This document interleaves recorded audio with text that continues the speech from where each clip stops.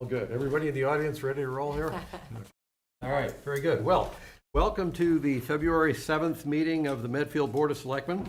This meeting will be held in a hybrid format. The Board of Selectmen will attend in person, and members of the public may attend in person. And we have a number of members of the public attending in person tonight, so that's great to see. In addition, members of the public who wish to participate via Zoom may do so by going to the town website, opening up the Board of Selectmen agenda, and for tonight's meeting, when you do that, there'll be a link. Click on that link and that'll get you in. To start with here, we are recording this meeting. Medfield TV will be live streaming it, and it'll also be recorded. As a result of that, we would ask you, if you do speak from the chairs and want to say anything, there is a microphone that we'll ask you to use. That microphone does not amplify your voice. It simply picks up the audio feed so that the people who are watching this by TV can get on it. So that's what that's all about. If you're one of the people who are here tonight to address any of the issues we have on our agenda, we would ask at least the primary speaker to please use that podium there.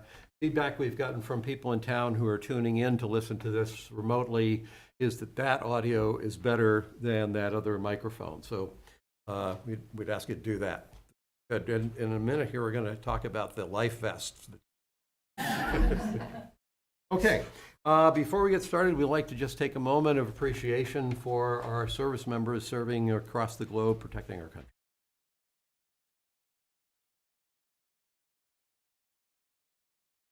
Thank you. All right. Our first appointment of the night is Marion Benaldi, Town Clerk, to request approval to place a charter amendment question on the ballot as follows.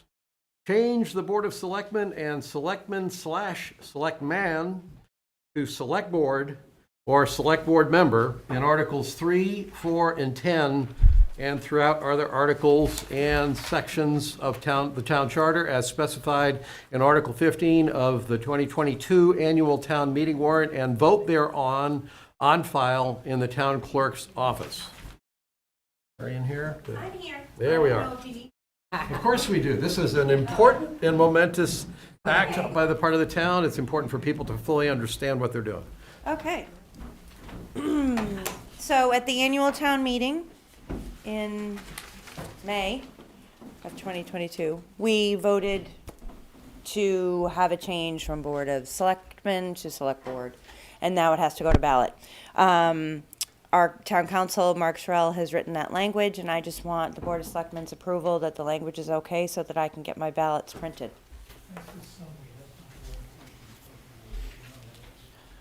Well, you need to get me how the question should be worded. That's what I gave, that's what you gave me, literally cut and pasted. So if there's a difference of how it should sound, Mark, now would be the time to know it. Yeah, okay. We'll talk when we get done. Well, my point is that I want the Board of Selectmen to approve the language, so if that language that's in front of them is not correct, then we should get them the correct language to approve.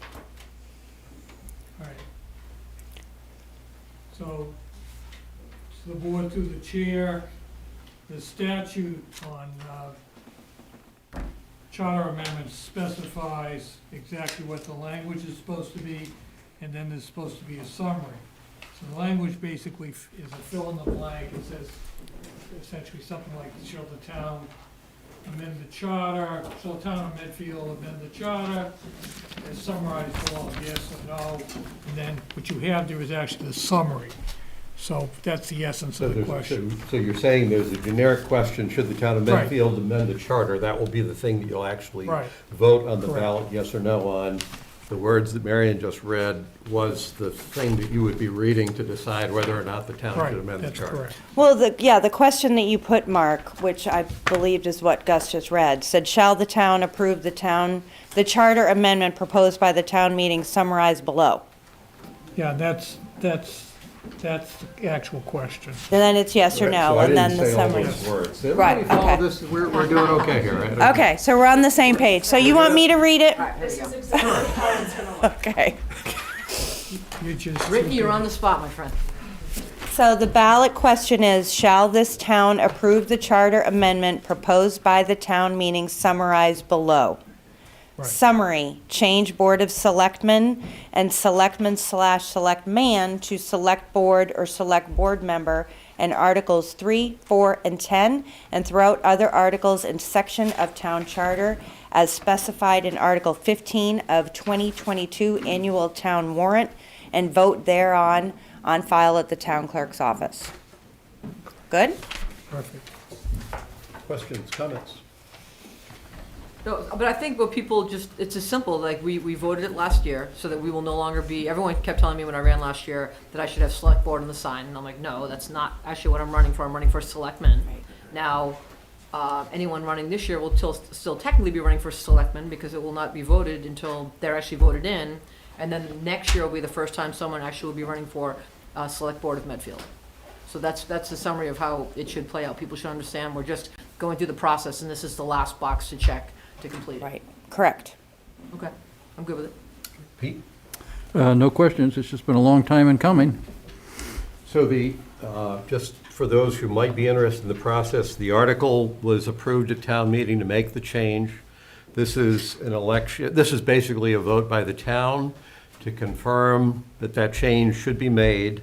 And then, as I understand it, in the process, the Attorney General then needs to approve the charter change, or is, I thought it was a Already three-step. approved They have already They've reviewed already it. approved it, so this vote will in fact constitute the final step in the process of officially changing the designation of the board.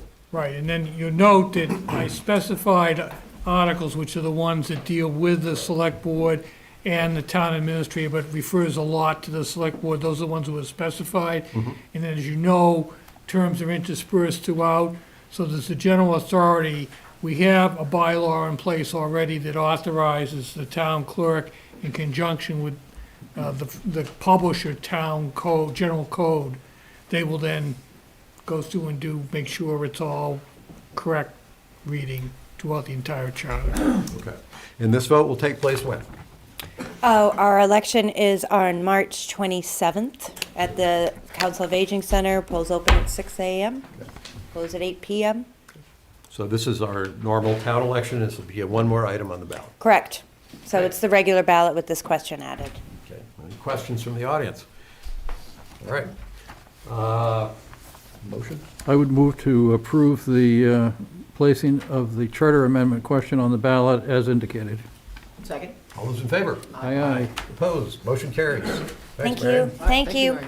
We have some viewer feedback. Everybody needs to pull their microphones 6 inches closer. Nobody can hear. Oh, they missed some good stuff there. All right. Okay.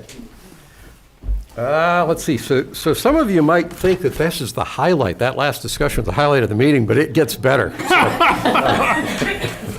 Our second item, we have Commissioner Stady, Treasurer Bellotti, and William Buckley from Norfolk County to make an ARPA presentation for the Hinckley Playground, and we have several members of the Hinckley Helpers here. So this could be the highlight of the night, but that's depends. We'll see. Tough shoes to fill. Treasurer Bellotti's not with us this evening. Mr. Chairman, great to see you again, and members of the board. I call you Select Board, Select Men. We'll see soon, but right now, it's a pleasure to be here. Representing the Norfolk County Commissioners on behalf of Chairman Joseph Shea, Peter Collins, and myself, we're very happy to make this presentation tonight of the Opera Award to the Hinckley Playground Organization in your town. First, really quickly, a little background, if I may, for those unfamiliar with Opera, excuse me, stands for the American Rescue Plan of Action. And it was something that Congress instituted a couple of years ago. The purpose of it is to stimulate the economy, provide jobs, and provide support for local cities and towns. I'm very, very proud to say, and humble as well, but being a county commissioner in Norfolk County has given out more money than all the other counties. We're way ahead, and we've made it our purpose and our mission to make sure the money gets to those cities and towns. We're close to giving out $50 million so far, all of the 137 the federal government gave to us. So it's we're very active on it. We've got a great group of people diligently reviewing our applications. I note for the record that Medfield would be, according to our formula, entitled to $2.4 million. We've given you $60,000, I think, already for a PFAS grant. I think that was already given. Now tonight, we're awarding you $250,000. That means you got a lot more to go. So hopefully we'll be giving out more money, and maybe I'll be back again with Treasurer Bellotti or somebody giving you more checks. In the meantime, Bill Buckley's with me tonight, the Assistant Director. He did inform me that several of the applications that you have submitted are in the queue, and they're under review. So you should at least know that. So again, in summary, pleasure to present this check. I know it doesn't look like a real check, but trust me, the money's good, and it'll get into your bank account in the right way. We're presenting this $250,000 to the town of Medfield. It's actually under the category of economic and community development, which is one of the criteria. So congratulations. All right.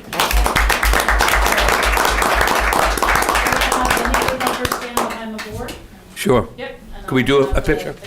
Okay. All right, wonderful. You're welcome, my pleasure. Glad to help you out. Want me over there? I want to trip over that. There we go. See, 5 years ago, I'd jump over it with no problem. Those days are over.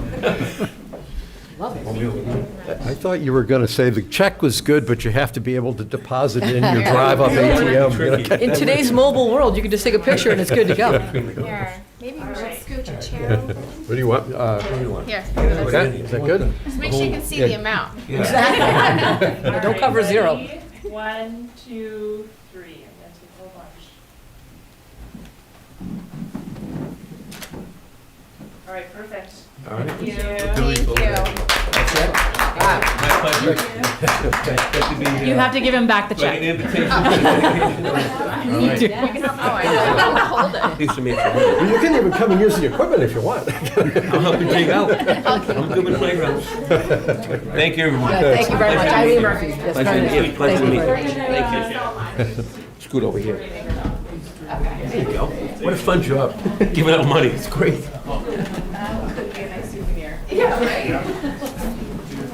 Thank you. Thank you very much for coming. Thank you. Thank you.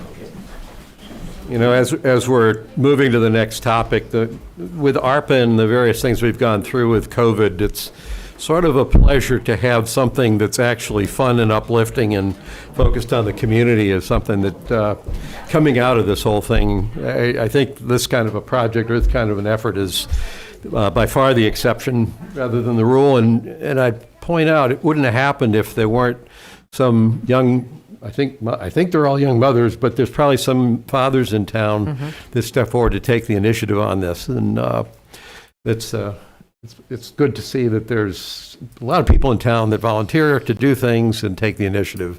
This is one case where it's pretty visible, and I think it's going to turn out to be really great. So. And we have them lined up for the next committee, so. Yeah, and we did get almost a pre-approval from Commissioner Stady if we have more ideas, right? Oh, yes. We may have had a meeting before this meeting. Just a guess. Yeah. Okay, the next item on the agenda is a request from Doug Pollard to set up Pollard's Texas Q at the Medfield State Hospital grounds from April 4th through June 10th. I think he may be participating remotely. Yep, I'm just Okay. trying to put him right now. Okay.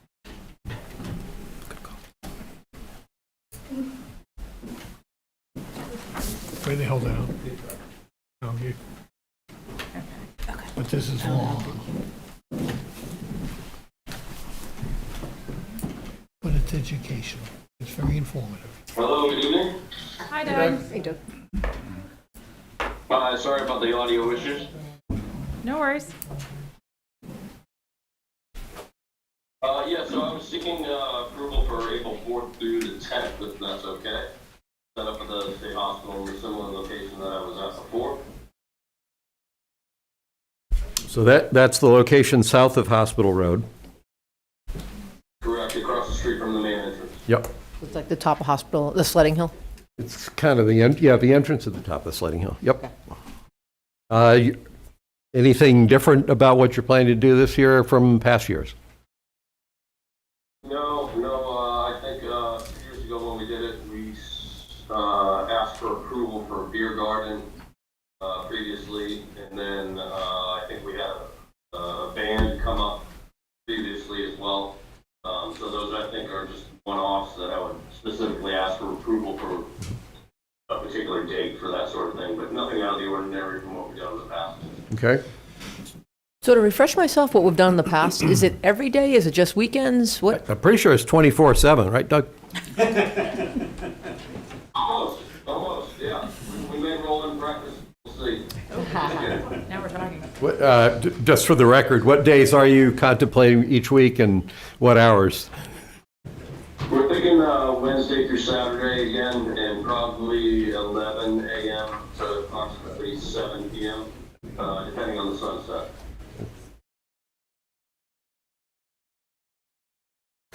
Questions? Are we charging a fee? Is there a licensing fee that we're? That's probably one question. Pete usually brings that question. Go to Pete. Yes, that's always my question, Doug. How much are you going to pay us? We're supposed to be renting the town facilities, not giving them away.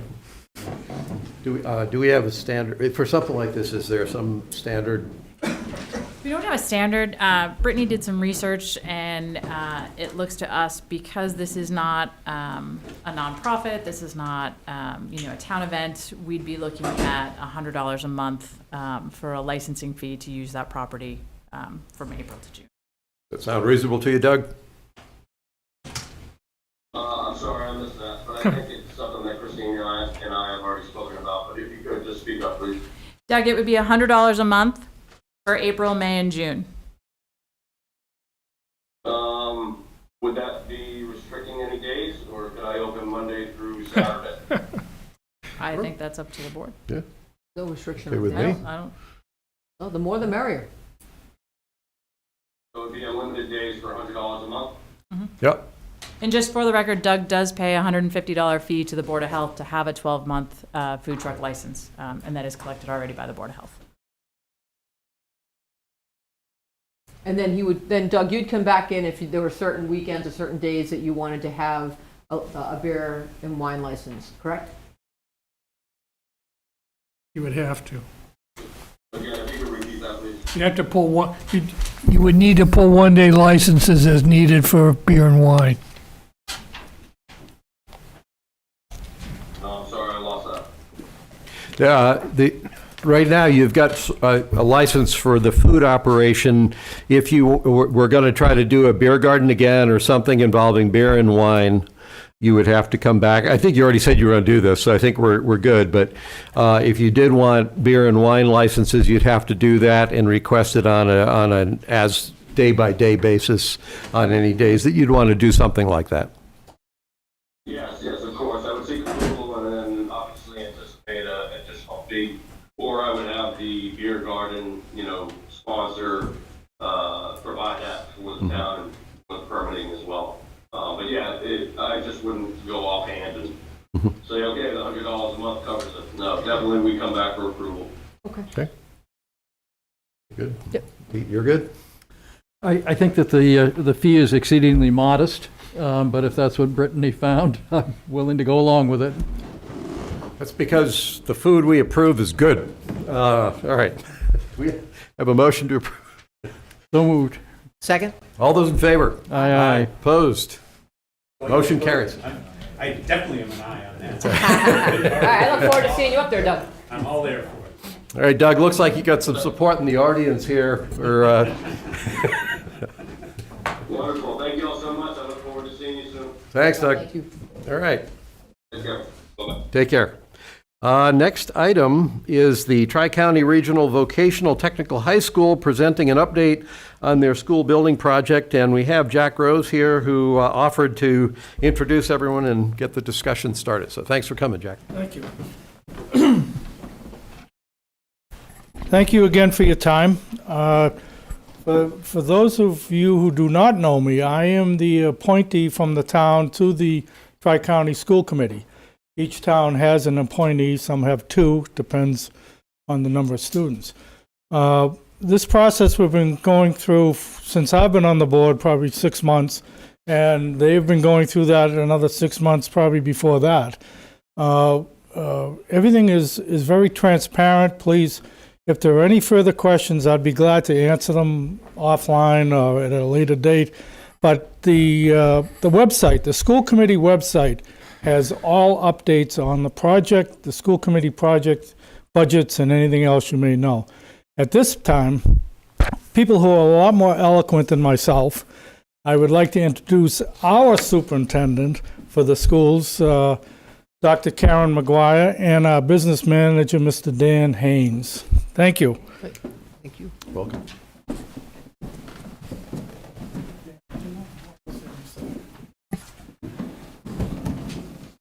All right, hello, good evening. I'm Karen McGuire from Tri-County. Tri-County Vocational Technical High School is located in Franklin, for those who need a little bit of a refresher on us. We're a community of 11 towns that make up Tri-County, and Medfield is one of the 11 towns that make up our community. Tri-County also serves the students in the communities of Franklin, Medway, Millis, Norfolk, North Attleboro, Plainville, Seekonk, Sherburne, and Walpole and Rentham. So we have quite the distance of students that attend Tri-County.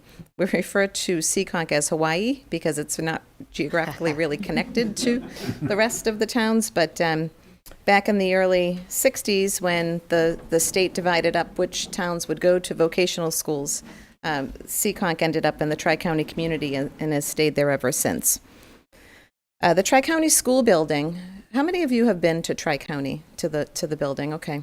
All right. The Tri-County school building was built in 1974, opened in 1977, and has served about 1,000 students a year all of that time.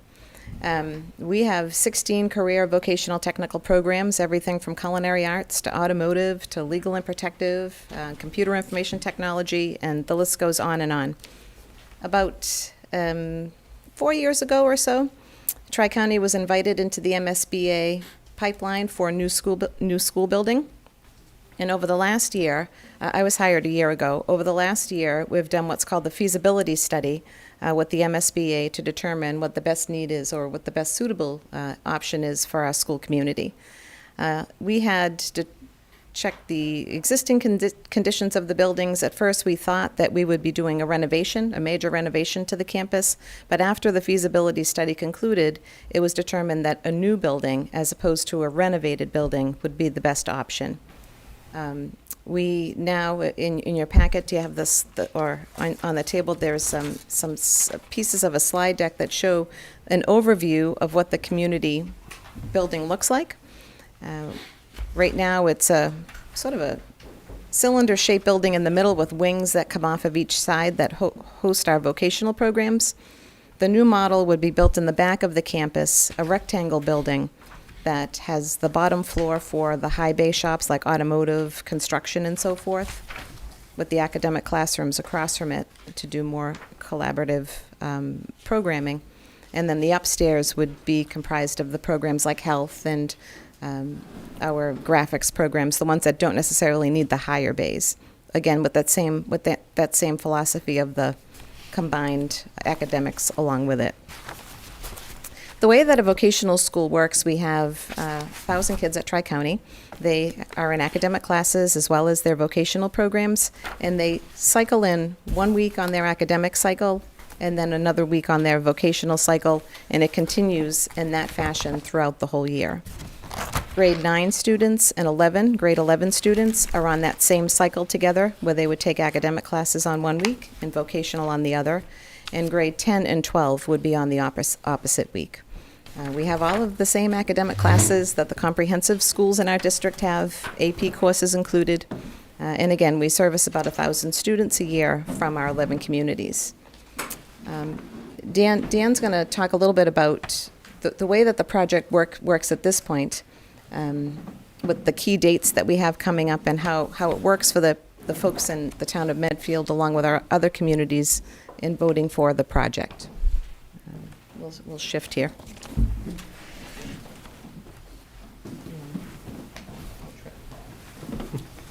Thank you. It's a pleasure to be here. I don't have any money to distribute. I'm quite sure I won't be the highlight of the evening. So moving along through this feasibility process, we have a community presentation coming up. It's our fourth. If anybody can make that, we have our experts, the OPM and our architect that describe the project in a great deal of detail. So if anybody can come out for that, we'd love to have you there. We will have our second town clerk's information breakfast to talk about the regional vote, and I'll talk about that a little further.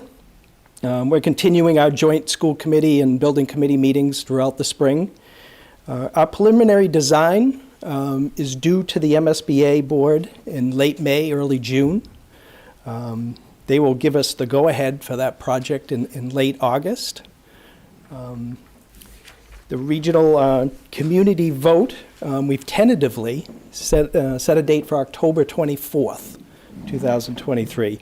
We need to secure that vote within 120 days of the MSBA granting us the go-ahead in August. So this might be a little, the process for the election might be a little different than you're used to. Our district agreement calls for a vote under Chapter 71, Section 16N. So the best way to look at this is there's going to be a community-wide vote of all 11 member communities. So let's treat everybody as one big community. We all come out to vote. Every vote counts, and it's a simple majority of all the people that come out to vote that day. The voting time period has to be set. That is one of the reasons for the second town clerk's information breakfast. It's anywhere between 4 hours and 8 hours, but that has to be settled. It's the same ballot question in every town, so everybody's voting on the same thing. The debt issue would be a 30-year bond.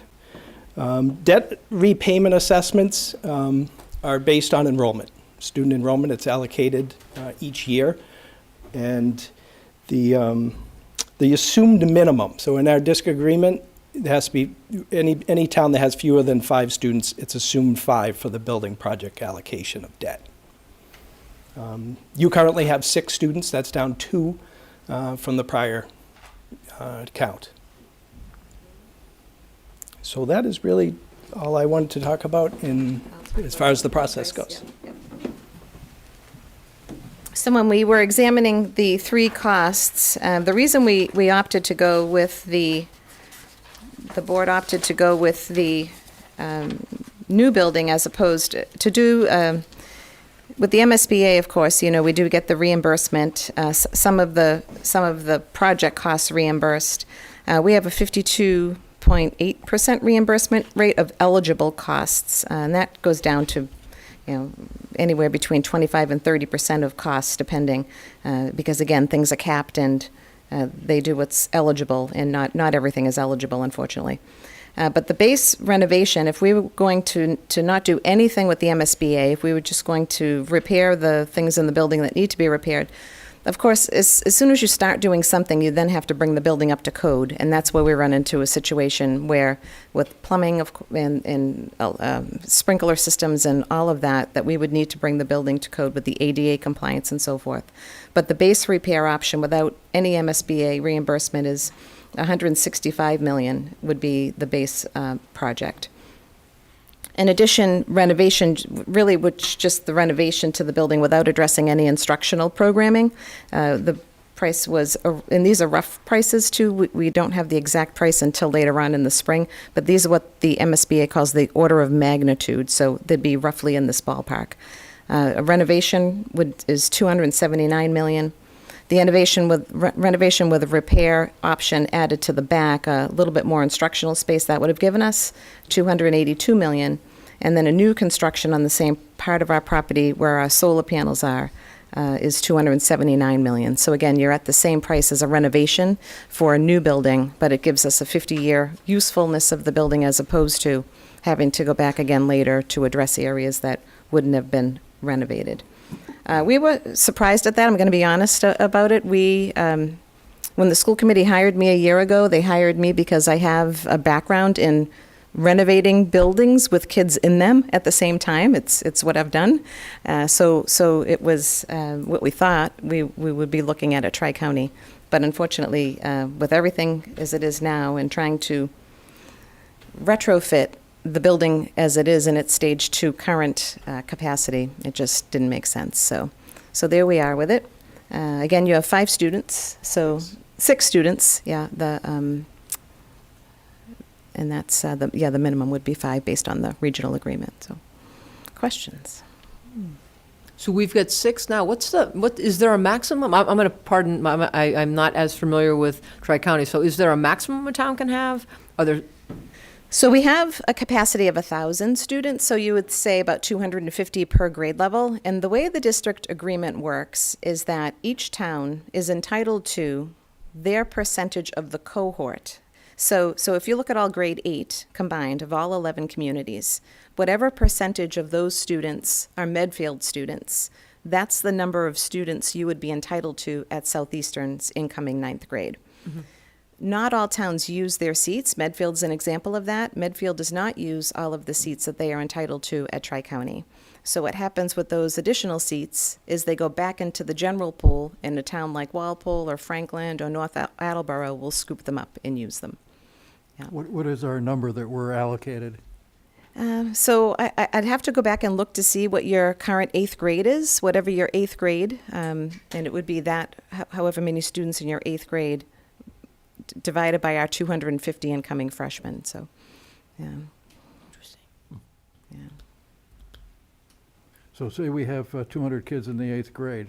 What would we end up being eligible for then? So, yeah, I'd have to look at, I'd have to look at all 11 communities, what the cohort would be as a percentage of them. It's our percentage of the whole Yeah, and cohorts. 8th grade, your 8th grade actually this year is not yours, but the whole community's 8th grade is a little bit of a dip compared to what it was last year. It's just this weird thing that happened last year in this area. I don't know. It was a baby boom, but, yeah. One of the things, you'd want to know when these costs start impacting the town. Yep. If you could talk about that. Yeah, so that's, 2027. Where the MSBA pipeline process is 8 different steps. We're moving from step 3 to step 4. So we're out just trying to let people know where we are and give people the information about what's going on. We anticipate, again, the vote for this project to go out to the community in October. And then if it passes, we would start the construction, and the first piece of any assessment to the town would be in 2027. And the vote, pardon my ignorance, is it a town-wide vote, so all residents in Medfield would have a say? Is it the select board that votes? How does that work? So it goes right to the residents. Okay. It goes strictly right to the residents, which is different than Minuteman. So Minuteman, which is fairly close to here, theirs was a different process, and they had to go through the select boards and their town councils first. This vote is, in our agreement, is 16N, it's called. So it just goes on a ballot to all 11 communities at the same time. If you picture all 11 communities called the town of Tri-County, it goes to a vote to the residents at the same time on the same day with that one question. Do you approve the Tri-County building project in this amount? So all towns vote the same day in October. On the same day at the same time. So the other piece of this 16N is that it's a 4 to 8 hour window, where a lot of municipalities, it's a 12-hour vote or a 10-hour vote. They have restrictions that are longer. This 16N legislation is written to cover a 4 to 8 hour. The town clerks decide whether it's 4 to 8 hours. And it's not going to coincide with any of our other elections, the state election. That's right. Yeah. It's an election unto itself. Wow. Yeah, Tri-County pays for it, and then again we coordinate with the town clerks to make sure that everybody's, polling places and such are open. What sort of a turnout do you get at the elections? So Tri-County hasn't had one. It's the first time in 50 years that we've. But generally, the regional elections have not had a very big turnout. Yeah, just speaking from other schools in the Commonwealth that have had an election like this, the turnout's relatively low. So we were hoping by having it in October rather than November, December, that it would yield a bigger turnout of residents. It's too bad you can't just tack it onto the state election ballot, and you'd get a decent turnout then. Yeah. So it's its own legislation that was written a long time ago. They didn't want to do that. Yeah. And then, One of the things that was interesting that in the background material we had is this is an election that is, for this one article, you can't tack anything onto it. It's just a one single item, which I found, I didn't know about the 4 to 8 hours, so I was Yeah. thinking of it as a normal election. It's like, gosh, we might, So special it's, town meeting article or two that we'd want to put on, but you can't do that. so as a region, if we had something else we wanted to put on as Tri-County, because it's a district election, it's not a town election. Got it. Right, Okay. so each town asks us that. A lot of towns are asking about putting a debt exclusion question at that same time, but it's not, Medway's election, it's Tri-Counties, so it's, Right. yeah. That makes sense. Yeah, it's a little different, yeah, for sure. Yeah, a lot different, actually, not a little. Well, it's an exciting process, as, I don't know if you're familiar, but Medfield went through the whole MSBA process back, just over a year or so ago. So, I wish you well in the whole venture here. Well, thank you. We'll be back once we know really better than order of magnitude and a little bit more detail, but what we didn't want to do is just let it continue without communicating with the town. So we're out talking to all of our 11 communities to just keep people up to date. So, and we would certainly encourage residents of Medfield to have your 7th and 8th graders come to check us out. We have a lot to offer, and it's not too far away. So I had a couple questions. Okay. Prefaced by a thank you. As someone who grew up in Seekonk, in all my entire life, I've never heard the town described as Hawaii until tonight, and I can't wait. I can't wait to tell some high school classmates of mine that story, because they'll get a big kick out of it as well. But I've never quite looked at my hometown that way before, but I'm going to start trying to.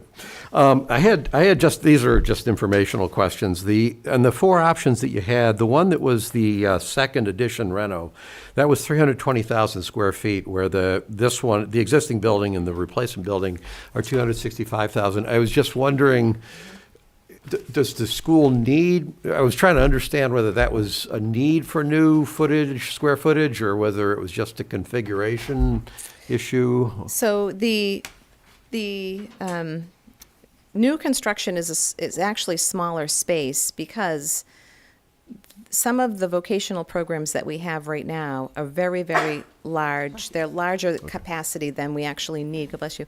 Than we actually need for, and where we're reimbursed by the MSBA per square foot.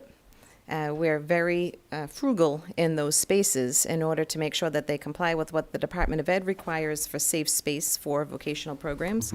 OSHA dictates a bit of that. But we also want to make sure that we're getting reimbursed for as much as we can. Okay. So we're certainly not going to be overly planning with the space. Just real quickly, that's one of the reasons why we decided on new. We had an option of 3, we talked it out, whatever. Because of the smaller square footage on the new footprint, that brought the cost down. And it made more comparable to renovation and addition. So it was a no-brainer for us, especially when you remodel, you don't know what else you're gonna get into. Right. So it was kind of a no-brainer for us on the committee to vote that way. Okay. My next question might not even be a fair question. You might not be able to answer it. The cost of this, somewhere 265 million or something, or 280 million. I'm doing some really crude math. If MSBA is 25 to 30%, I'm kind of saying, well, that's around 200 million is what the participating towns would participate in. I'm not trying to hold you to a hard number, but for people listening in, trying to get their arms around this, recognizing that our town has relatively low enrollment, is it fair for me to ask for a ballpark of what the burden might be that this town would? Yeah, he's the crude math guy. Okay. I'll let him go. Yeah, that's probably right. So Yeah. over the 30 years, it would be under $80,000 based on these numbers we're looking at right now. Okay. And that's a 4.25% estimate of an interest rate. So that'd Again, be this won't- 80,000 a year over a 30-year period, is what you're saying? Okay. So our share is 4 point some% of the whole? Okay. Okay, Yeah. good. Okay. And I had one other question. What was it? I forget. Never mind. Okay. I had a If you couple. remember, yeah, make a note, because we'll be back again. Okay. I had a couple questions. What are you going to do with the old building? Is there any practical use for that? It seems a shame to just tear it down, but, Yeah, at this point, that is what we have decided to do. yeah. Yeah. I can probably answer that a little more in depth. We looked at that also. We looked at the total site and how to develop that. And what we're doing now is we're taking a lot of parking spaces and we're taking various parts of the site. We're reorganizing the athletic fields and everything else. So that space, we need that space for parking, athletic fields, Yep, expansion, okay. and that type of thing. Yep. So that's what we're gonna do. One of the questions came up in our community meetings was, 50 years from now, do you have plans for expansion? Which is kind of a crazy question. And I said, yeah, we're gonna build where the existing building is now. See, so it's a big site, but it's not in the big picture. But So it's- we- yeah. We need every inch we can get. And as much as we can take out of the current building, you know, a lot of our, the building, the capacity, the structure is old, but a lot of our equipment is not. So as much as we can, we're, you know, taking and would be moving over most of our vocational equipment, anything from the inside that we can use, we would reuse. We're even, to tell you the truth, there's some talk about the outside of the building, that brick facade, that's stucco facade, to sell chunks of it off to alumni, just as a fundraiser, you know. But, because it Come with certainly has proxies. had, yeah, so I have some we've, great fundraiser people right here in the front row. yeah, so it was, yeah, you know, buy a piece of Tri-County, you know, a little hunk of the wall, so, yeah, there's some different things, but yeah, we agree. Yeah, it was just, and we really thought we were talking about a renovation, to tell you the I truth. think you should sell off I-beams. Yeah, the beams, yeah. The, and we did, as part of, because we're a vocational school, we did use this as a lesson with the kids and taught them about the process as we were going through it. And then at the end, had the kids vote, which did they, and you'd be surprised at the number of students who voted for keeping the Tri-County building as it is, just for tradition. Yeah, that's what they know. So, yeah, so that was really interesting to us, yeah. So I really like the idea of vocational education, and I'm curious as to what happens to your students after they graduate. What % go to college? What % go to work? So we have a probably, I'd say, about 40% to college rate. But the students that do go to college will go in their vocational area for the most part, and they stay connected to it. We have a very, very high school to work rate. In fact, we have more, right now particularly, more employers than we do students for our 12th grade. We just ran our 12th grade co-op numbers. The students in grade 12 have the opportunity to go out to work rather than come in for their vocational program. And 2/3 of the class right now are out on co-op, which is a very good program. They get paid rather than come in. So you guys run a co-op program like Northeastern then? So we do. We run a co-op program That's for our great. grade 12 students, and then grade 11 students at the very end of their grade 11, they have the opportunity to go if they're in good academic, you know, with the higher grades and so So forth. what I so. remember reading, which really impressed me, was that the kids that came out of the vocational technical schools came out with very high-paying jobs. Yeah. And they were doing very well, so. Yeah, so it definitely is the best-kept secret, I think, yeah. 3 of the in-town plumbing contractors hire co-op students. Oh, good. She has a list I checked the list on the employees, on the employers, and what students they have and what sections they are. So they're very well utilized. And as you know, especially with the freeze-ups, a plumber can get pretty good day's pay. Says the plumber. So I'm an attorney, and my favorite attorney joke is actually a plumbing joke. Is it? And it's the attorney who had the plumber fix something for him, and the plumber gave him the bill, and the attorney said to him, "Wow, I don't even charge this much per hour." And the plumber said, "Yeah, I didn't either when I was an attorney." Ba-dum-bum. Mark, did you hear that? And I remembered my question. In the information packet we had, there was a copy of, I think, pending legislation Yes.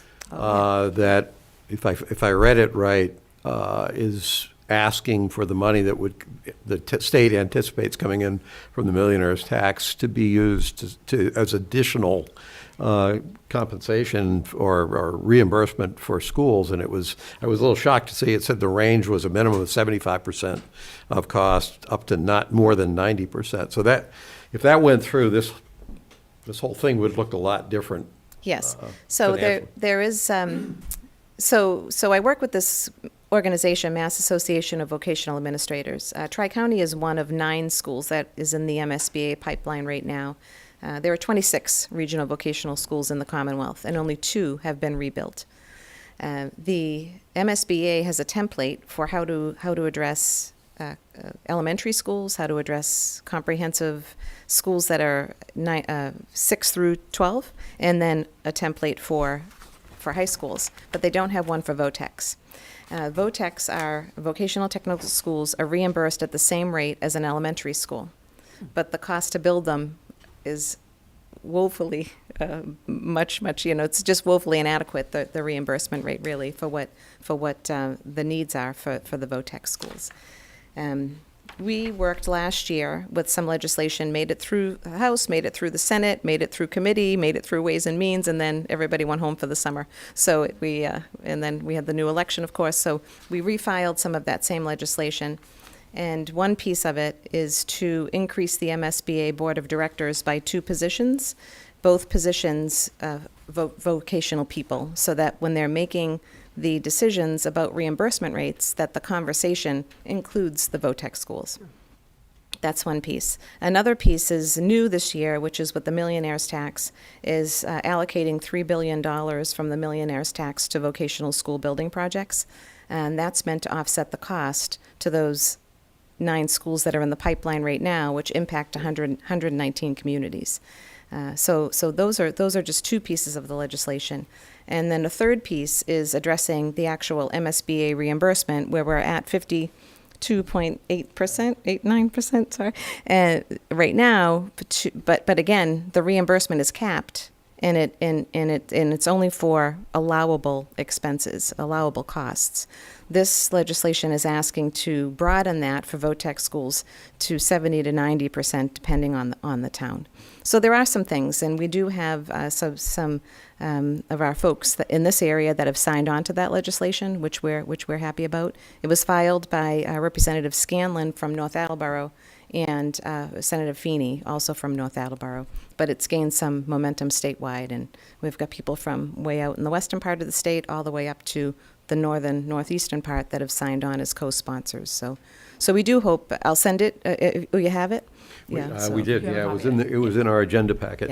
Yeah. So we spoke about that last week. So, we're trying to do what we can to get some recognition of these projects. That's great. Okay. Very good. Yeah. Okay. Any other questions? I think, thank you very much for coming. This is All right. great Well, thank you. information. Thank you very Jack. much. We'll see you in a few months.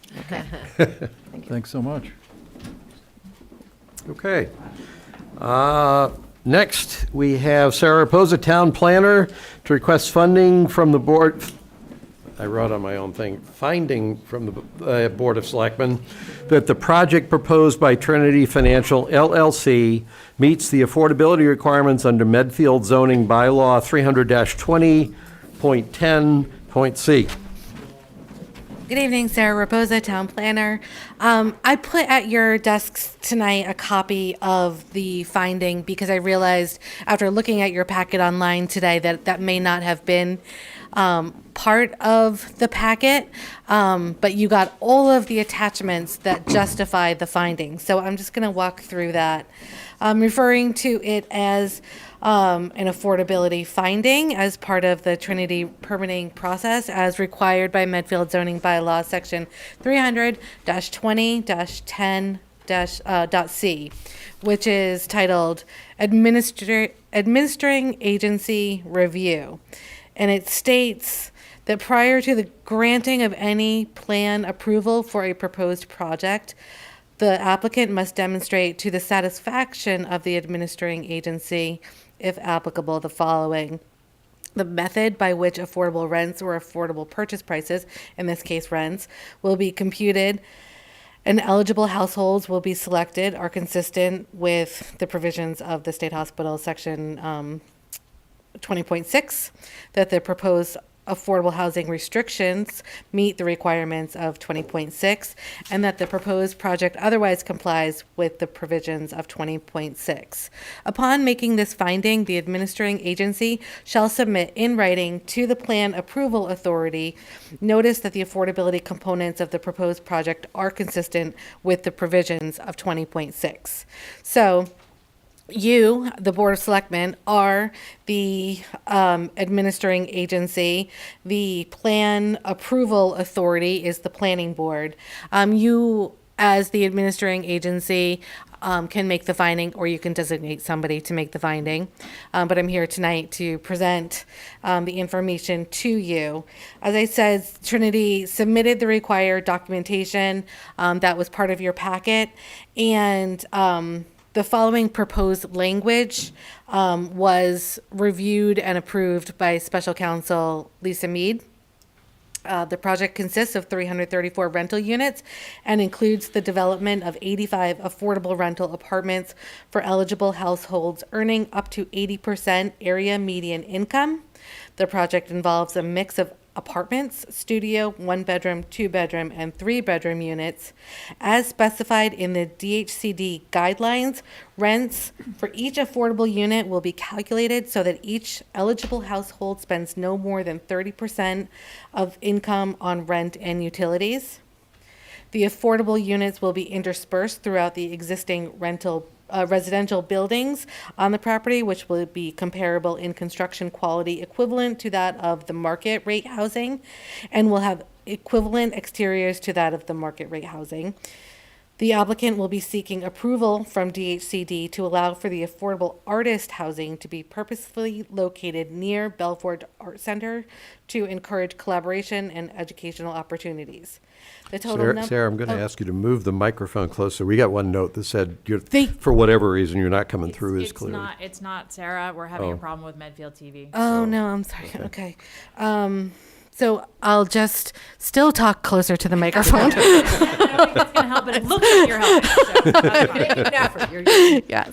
But I just have one more sentence and then the conclusion. The total number of bedrooms of affordable housing will be proportionate to the total number of bedrooms in all of the units proposed within the project. The submitted information supports the finding that the application is consistent with the requirements of zoning bylaws section 320.10.c. So that's the essence of the request tonight.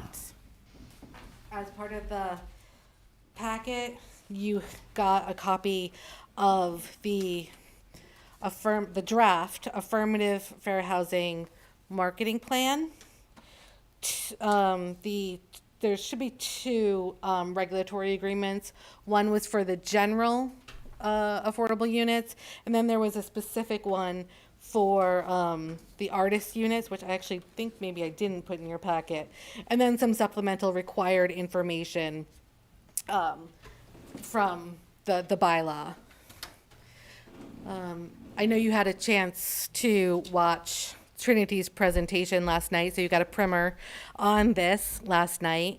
And just for background, I did ask the Affordable Housing Trust if they could make a recommendation for you to make your finding, but in the interim, I also found out that Lisa Mead was on board and she was able to sort of expedite her review of the information. So while I presented the information to the Affordable Housing Trust, they did not make a recommendation just due to time.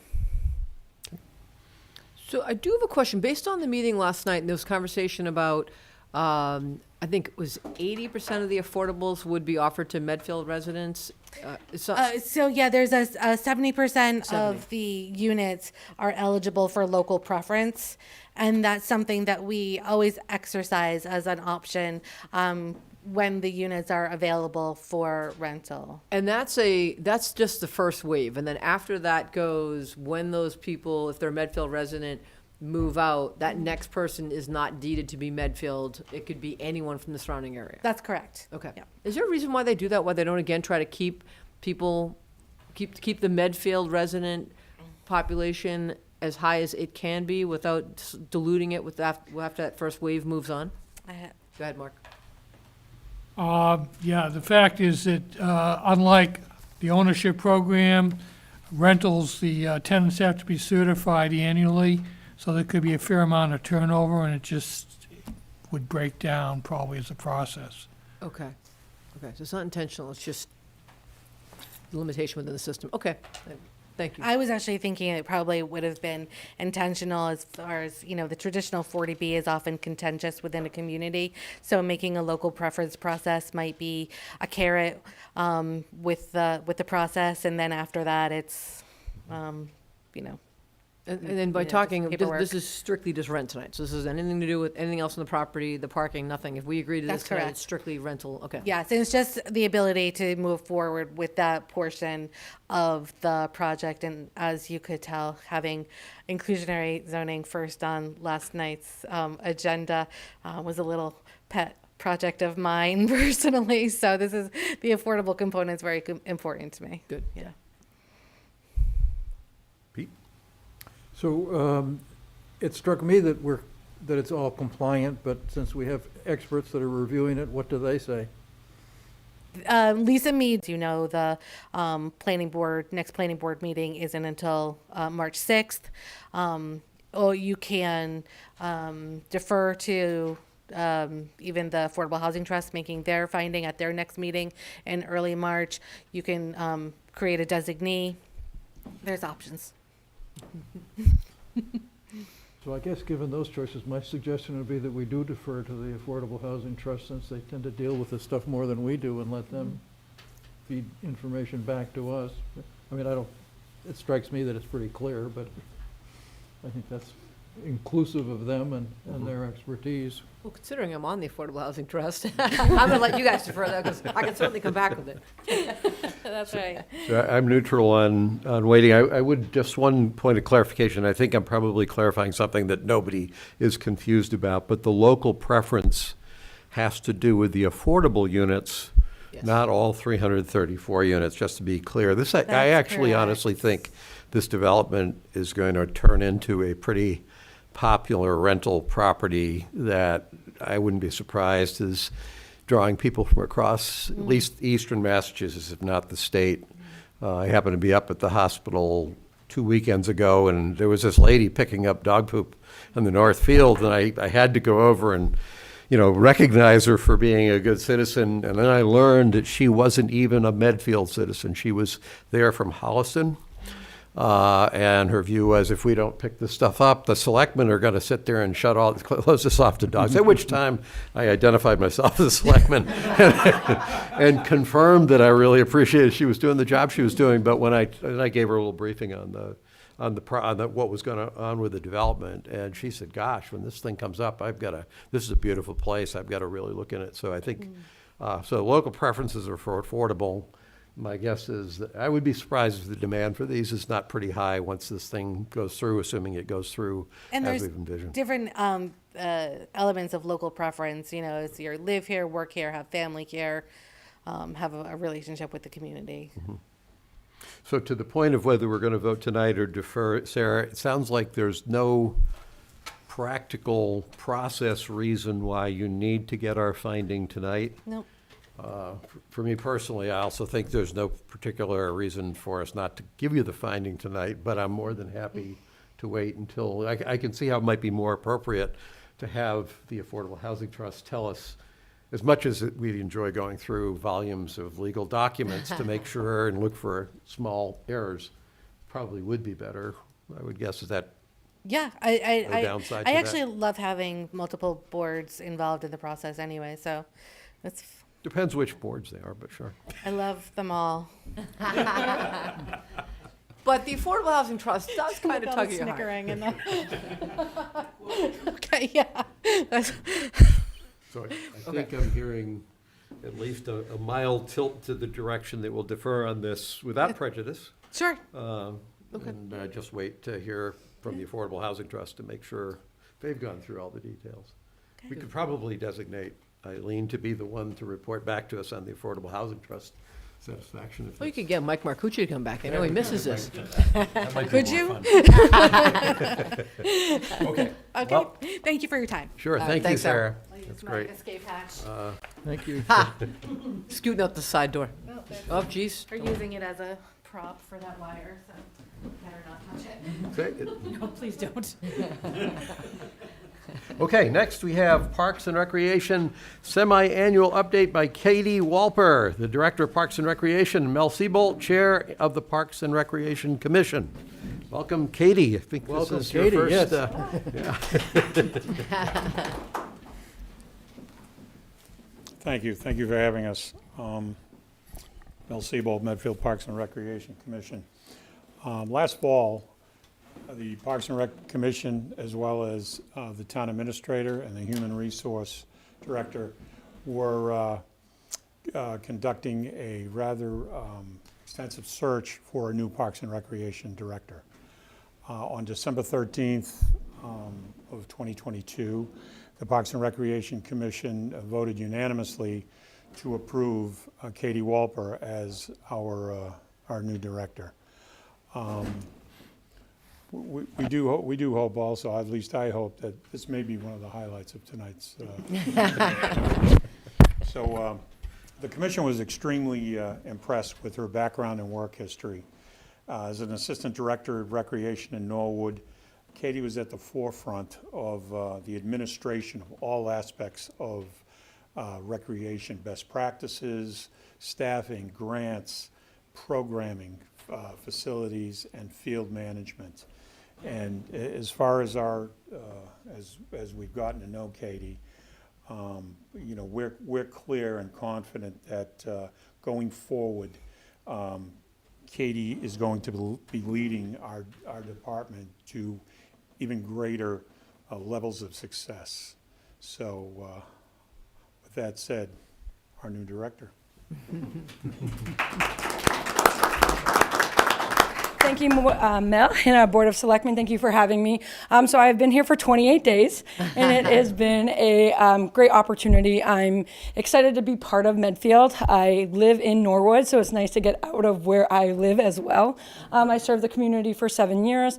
I have a background, a lot of event planning, so I'm excited that your support with Hinckley Playground, only having 2 playgrounds, I think it, in a recreation world, shows a lot of support from a town administration as well as our board, because we think we're the most important department, but we also want to make sure that we have playgrounds that are safe for our kids, but also that's eye appealing. We want to be a destination spot. I look forward to programming as well as our field. Brian and Jackie are great assets to our team. Although I'm the director, we are a team. We look forward to expanding we're doing a half-day program if anyone would like to come skiing tomorrow with our middle schoolers.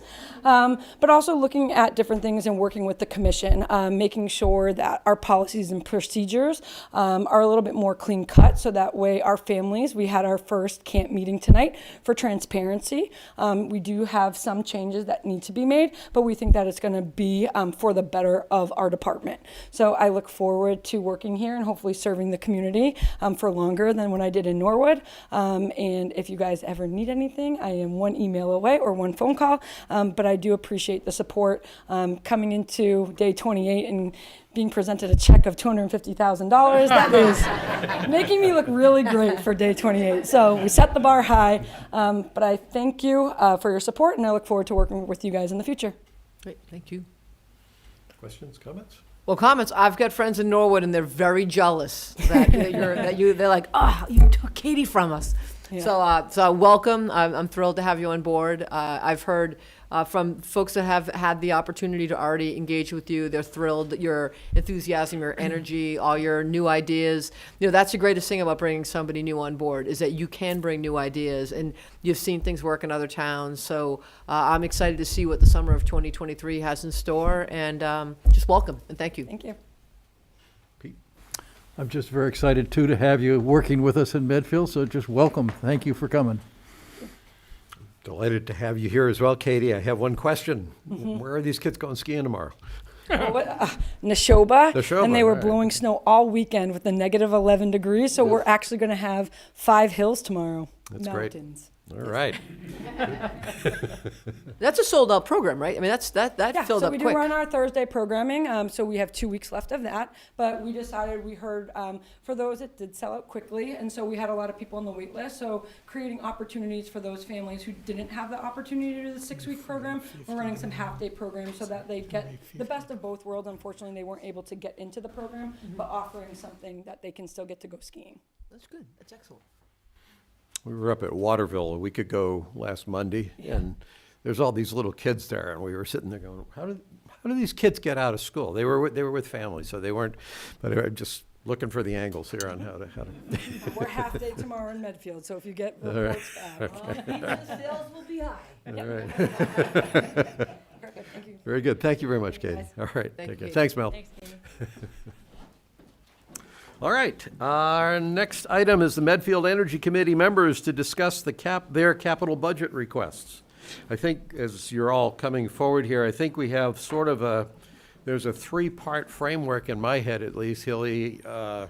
TomCap is the big picture, how we get to where we're going to get by 2050. I think we're going to have a workshop with the Energy Committee to kind of get to some concrete specifics around what the capital project should be over the next 3 to 5 years.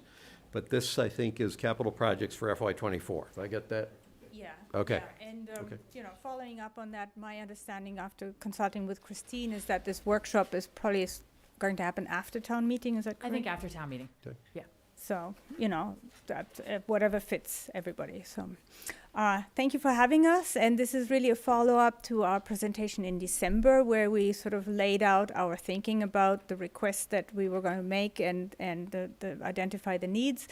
And I think today we're going to put down some hard numbers. And I just want to point out that we feel that there was a little bit of confusion about sort of the terminology and what best practices are.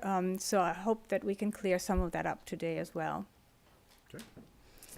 And I'm gonna, Turn it to me, I guess. turning to you because he's pulling up the. I'm the PowerPoint guy, I guess. So, all right.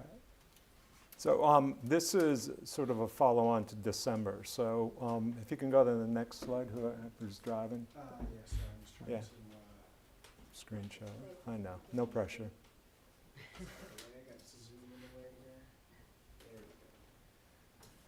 All right, so as Gus said, the focus is on FY24 here. So this is just a snapshot of what we showed in December. So the idea was to get for capital, 2 years in advance of school projects so we can do the design work. Work on EVs, so that's engage on, buy electric when you can. And then we touch base briefly on solar. So if you go to the next one, now we're going to change to 2024. The idea here is look through it and see, from a policy perspective, how do we instantiate this that says there's a project in 2025, we need money, 2026, we need money in 2024 to look at various options.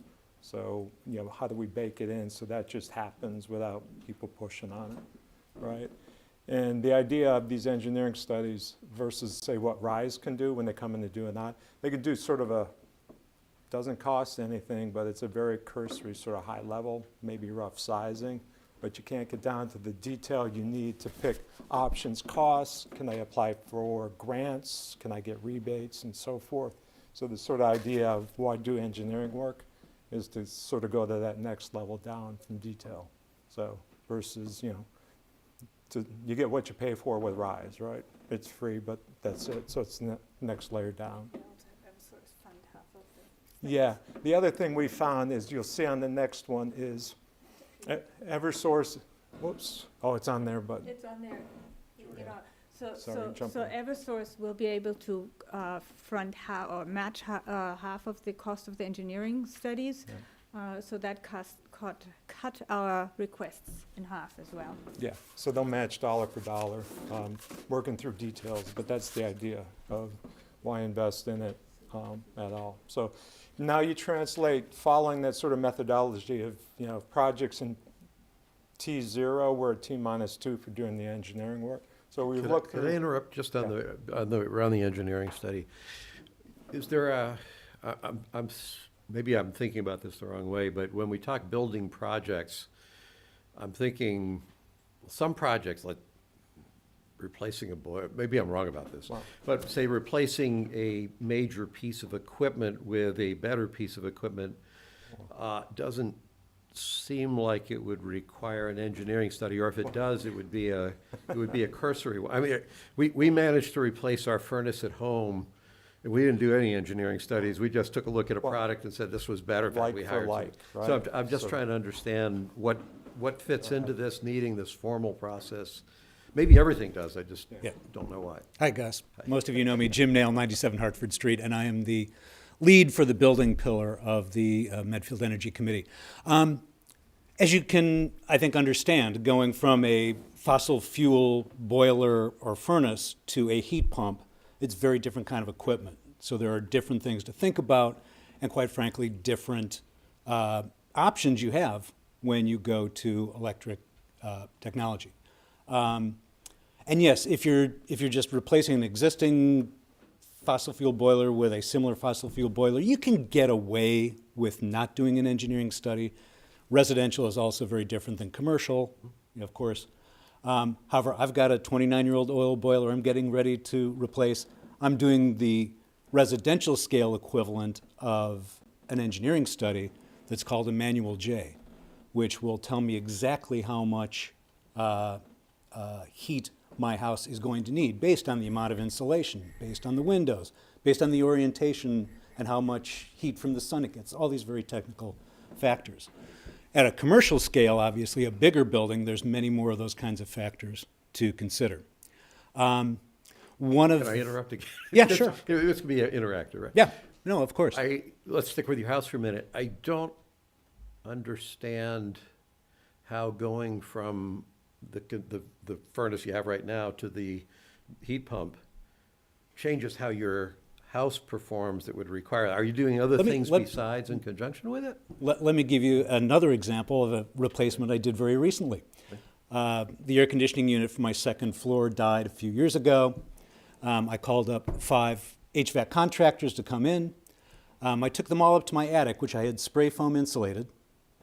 And, the existing unit that had died was a 5-ton unit. I said, I've got 10 inches of spray foam. I've got about an R50 in the attic. I probably don't need 5 tons. Tell me how much I need. 5 contractors, 3 of them said 5 tons, because that's what you have. One of them looked at my duct work, did a little back of the envelope calculation. Well, your ducts are only delivering 4 tons, so I'll give you 4 tons. One contractor said, do you have a set of blueprints I can borrow for a week? They did this Manual J calculation. They said 3 tons is fine. So not only does that save me in the cost of the equipment, but oversized equipment is less efficient. So it's better for operating. And again, now blow that up to a building that maybe has 15, 20, 30 tons of equipment, and you maybe only need 20 tons instead of 30 tons. There's a lot more savings there. And then the difference between the feasibility study and the engineering study, I think I'll use the chiller here as an example. In one of the prior projects, I think when we were looking at insulation in the attic here, the contractor there looked at the chiller and said, I wonder if we could drop a heat pump chiller in here instead of this traditional chiller. Okay, sort of stayed there for a little while. So what Rise did when they were here last week, they were crawling all over the building, and what they're trying to get a sense of is that solution going to work, or are there particular characteristics of this building or of this heating system that for some reason would not make that work, or it would be so expensive to install that and change different aspects of the building, the ductwork, the other distribution systems. Okay. And then when we see that report, we'll see, okay, do we think that is a reasonable cost? And if we say, yeah, we think that's doable, we go to the engineering study, which specifies exactly what the heating requirements will be, equipment specifications, any of the descriptions of any of the changes that may need to be made, et cetera, that then becomes the scope of work. We put in an RFP for contractors to bid on. Thanks. So that's kind of the process. Does that make sense? And grants. Yeah. Grant applications, of course. Right. Yeah, which we I just forwarded you one. The EPA just announced a carbon pollution reduction grant. They have announced it.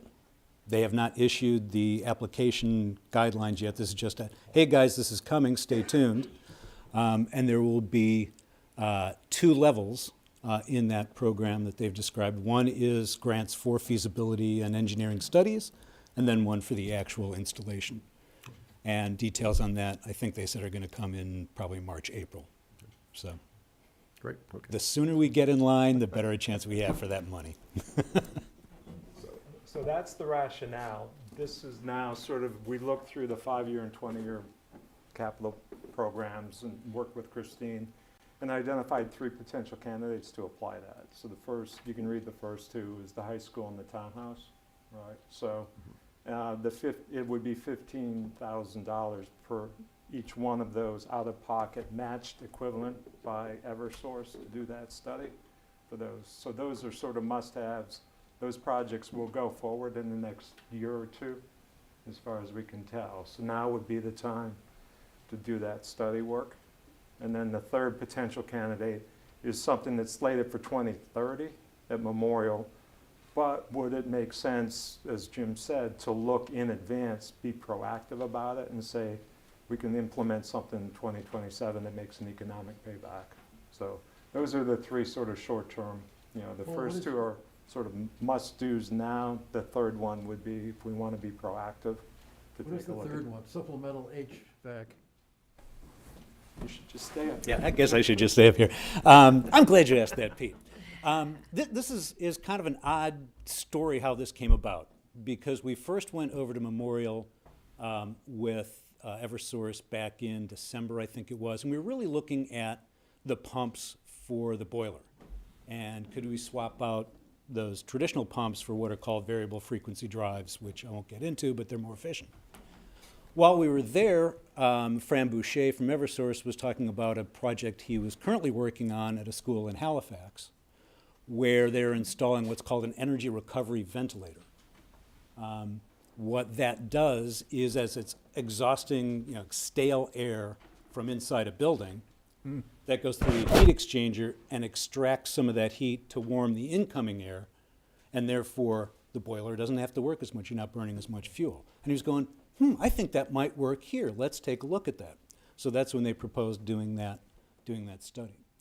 And since that boiler is not scheduled to be replaced, at least in the existing 20-year facilities plan, maybe the new plan will come to a different conclusion, but since it's not scheduled to be replaced until 2030, if we make that investment now, Fran threw a top of the head number off that, gee, this could save maybe 30-40% of the fuel costs. Wow. So if that's the case, which again, the feasibility study will get us a little closer to that number, that could be a worthwhile investment for the next 7 years to make that system more efficient. And then when we do swap out to something else, since we will have lowered the amount of heat needed for the building, the new equipment, whether it's electric, whether it's whatever it is, will be smaller as well. So I think it's a really good thing to look at. The other thing that came up, which is another reason to be looking at this multiple years in advance, is these ventilation units at Memorial go through the roof. And so if you replace those, you've got to pull that existing unit out, put the new unit in, and then do some roof repair. But that roof is due to be replaced soon anyway. So by knowing ahead of time we want to do that, if we do both at once, that will be obviously more efficient, more cost-effective way to manage that process. So the thought on this was to pick 2 that are sort of must-dos. A third one, as Jim said, that's more proactive. And if you can look, it's roughly $15,000 per. So it's not $50,000 or $60,000 per. So that was, Of which it looks like 10,000 is avoided in 2025, yeah, so in terms of incremental. It's hard to get exactly Right, of what's in there, right. but there are some pull-aheads in there as well versus net new. Okay. Questions? And the first 2, Paul, are must-dos because the boilers are at end of life? No, we looked at, there's going to be a project that's going to have, a build project in 25 or 6. So if you want to do the engineering work, you would do it next year in advance of those. Back on our, do the engineering 2 years before you actually do the project, kind of methodology Yep, we're talking about. And again, that timing is a lot driven by what is in the 20-year facilities plan. We've been looking at that as okay, there's, this in a plan, as we've seen, as we've seen like at Blake, I think it was actually due in 2025, 2026 too, but those boilers died and had to be done early. So we're going from that as our starting point to say, hey, it looks like this project's coming up. Let's be more proactive, because I know that's kind of the whole point of that plan, is to get out of reactive, let's replace stuff in a panic when it breaks mode and get ahead of some of these things. And the decision on the Blake boiler, I think, was that it still made sense to go with a gas one, a high-efficiency gas, rather than a heat pump there. We didn't have time to do the engineering study to know so we don't know. how We to were stuck with it, successfully implement a heat pump in it. Mark?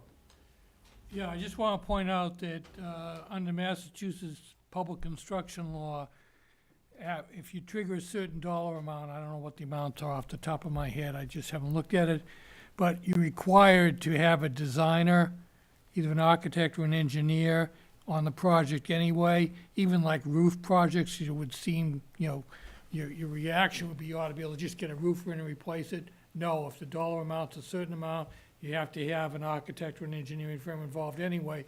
So it just simply makes sense to coordinate if you're gonna look at this stuff as part of that whole process. The facilities department, school department, and the town is aware of that. Comments and? So let me paint the picture. I think I understand here. We have three proposed projects for this upcoming fiscal year. With I guess the third one is the added. Either you could or couldn't do it. I get that. Each one is asking for $15,000 to do these preliminary studies. One of them, at least, it looks like, has $10K that was programmed for a year from now anyway. So in essence, out of that $45,000, $10,000 is maybe you're asking to pull $10,000 of that forward, but it's a net increase of $35,000. The third item, if we needed to, could be pushed out a year, given that it says a system replacement. I understand the argument, well, gee, if this is good, maybe we should do it early, but I'm also sensitive to the budget pressures that right now we have. The town and schools this is actually improvement. Usually in the month of February, the town and school budget is about 1.2 million over the Prop 2.5 limit. And we're just under 900,000 over the Prop 2.5 limit in February. So Way more optimistic than That's a me. win. in the glasses half full category, I see that as a win in the short run, but recognize that we still have a $900,000 problem. Yeah. And so what I'm not making a recommendation into what we should do, but that third item, if we needed to, from a budgeting standpoint, could get pushed out a year, and we'd still be pulling that project in. So that could make sense. I think just for clarification, these are actually not operating budget requests. These are going to be within the municipal building stabilization fund. So not affect the 800,000. These engineering studies would fall within the municipal building stabilization fund. So that would then argue that we wouldn't necessarily have to push the third one out Correct. for budget reasons. Yes. So actually, this is a municipal stabilization fund decision. Correct. Yeah. The priority of these things over the priority of other Yes, things. I can include the 15 for each. Obviously, we haven't presented it to the capital budget committee yet, but I have no issue with including the 15,000 for each of 24. Okay. And we brought it to you because we sort of went to and this is the Yeah, triumvirate. okay. We Yeah. went to them, they said, come to you, so now we're trying. You should be part of the general fund budget. That's really, No, yeah, I have no issue with incorporating those. Beforehand, so that's Okay. what I thought, yeah. sounds good. Awesome. So the only comment I have is that we do recommend making this a policy decision so that we don't have to come to you with every project we see on the horizon, but that when projects get scheduled, in the 5 or 20-year plan, that there is a 2-year prior, small engineering study It's budgeted. That sounds like the people who want me to automatically give them my credit card so they can charge it every year. No, it is really best practices, and you know. But yeah, well, so I think we can agree that that's our policy. But this is I don't me- think we this can is me guarantee speaking. funding. We can Yeah, guarantee Right. to it's like include it when we can. You can't have the credit card number, but if you want to know the sentiment, I think you've made an argument. I assume at this point, especially if Eversource is willing to kick in 50%, that would suggest to me that in fact the rationale is strong. So I don't think there's any reason to not, you know, maybe it's called a practice or something as opposed to a policy that has dollars with it. But, and then if it didn't work out very well, then we would just change that practice. But, you know, Hilly, if what you're saying is, yeah, I'd like to not have to make the argument that we should always do engineering studies in front of major projects. Jim did a good enough job with my questions that I think that would be okay. If you come in next year with a $500,000 engineering study 2 years before the real project, that would be a problem. But in terms of just our general discipline, that seems reasonable to me. Yeah, no, I agree. But It if we need the makes sense. It's 500,000, I logical. think, you know, the legal requirements might have already kicked in. But the timing could still be bad. And ARPA funds are still available from the county. All right, so I think we're I on to believe they the were all Okay. promised away tonight by the next, Oh, yeah, county, next, so okay. I've got to follow Frank, up. can you do the next slide? So then we had argued also, or thought about, you know, solar. And with the solar projects, I think the understanding is that the ones that we're working on right now that are being proposed at the schools are going to be PPAs. And they're sort of covered with everything, but we very strongly feel that especially with solar projects, there's a certain time pressure to lock them in at a certain time.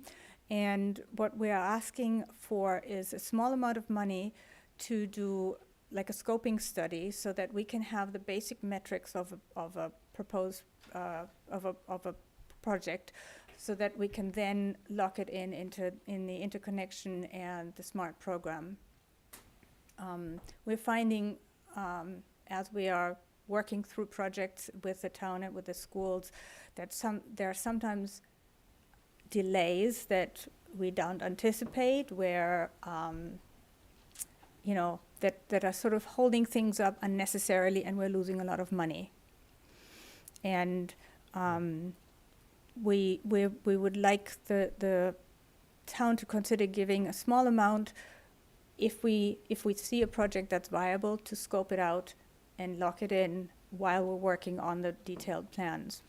So it's to do enough sizing that we can go and secure interconnect capacity, because right now interconnections are starting to get filled up around town. Or to be able to go in and enter into the SMART program to lock in a rebate level, which is continuously decreasing. So it's not to design it, it doesn't necessarily assume that we're gonna, you know, invest capital to buy it or build it ourselves or PPA.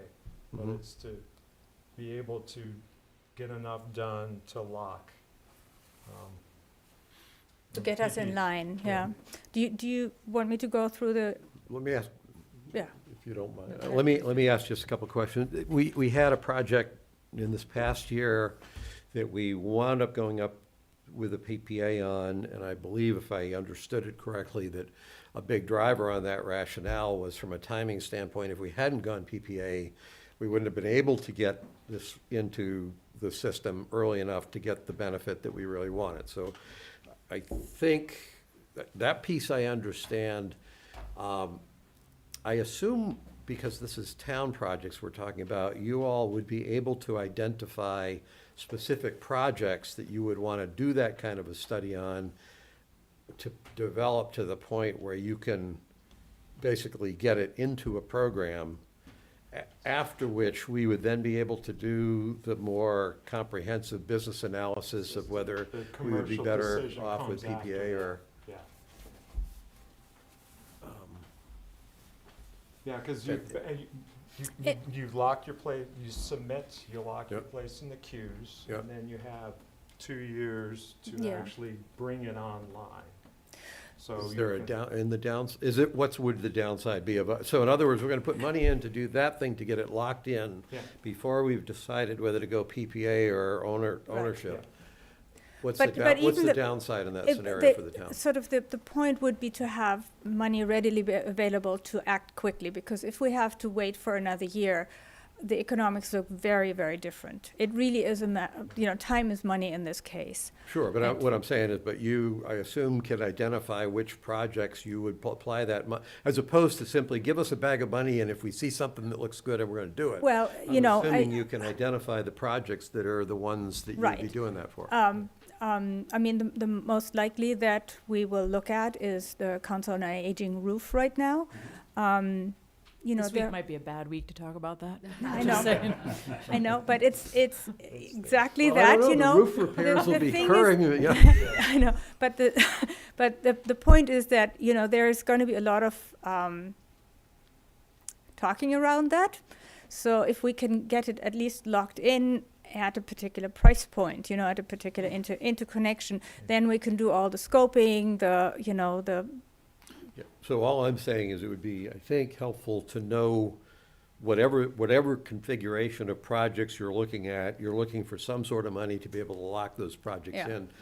Personally, Well, I'd like to know what the projects are before we commit the money to I mean, anything. we know that, the school roofs are obviously a huge project that's who knows when in the future. And the same with the landfill. And those clearly will need that sort of early scoping to sort of see possibilities there.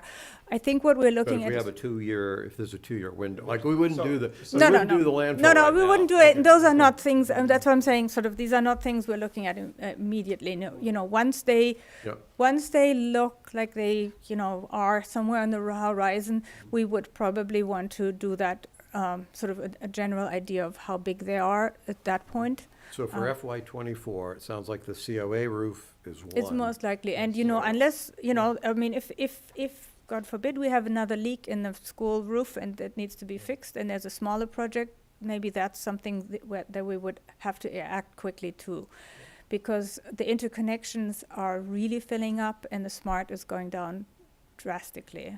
So also think of it's not only projects that will come online in fiscal '25, it'd be '26 as well, Right. potentially. Right. So, Yeah. you know, Yeah, I'm not arguing the any concept, of I'm the- saying any of the that, school roofs would be obvious candidates. except you that, know, unless we say there's no way, we know for sure that, they're No. not gonna get fixed until So 2030, right? just to be Those would clear, we're not going to spend this money if we don't see a good project. But if we don't have the money, that project goes, and loses money inevitably. So we're just asking, give us the means to secure a project at a favorable rate, at a favorable time. And if we don't use the 10,000 that we're asking for, you'll have it for something else. well, so I'm not sure if I'm gonna push or not, but I'm gonna push. The COA roof sounds like it's a project you've identified that would benefit from doing this, and I know what that project is. Yeah, yes. The school roofs sound like, well, it'd be nice to have the money in case an act of God comes in and ruins our roof, and then, hey, we can do that. That I don't feel so good about.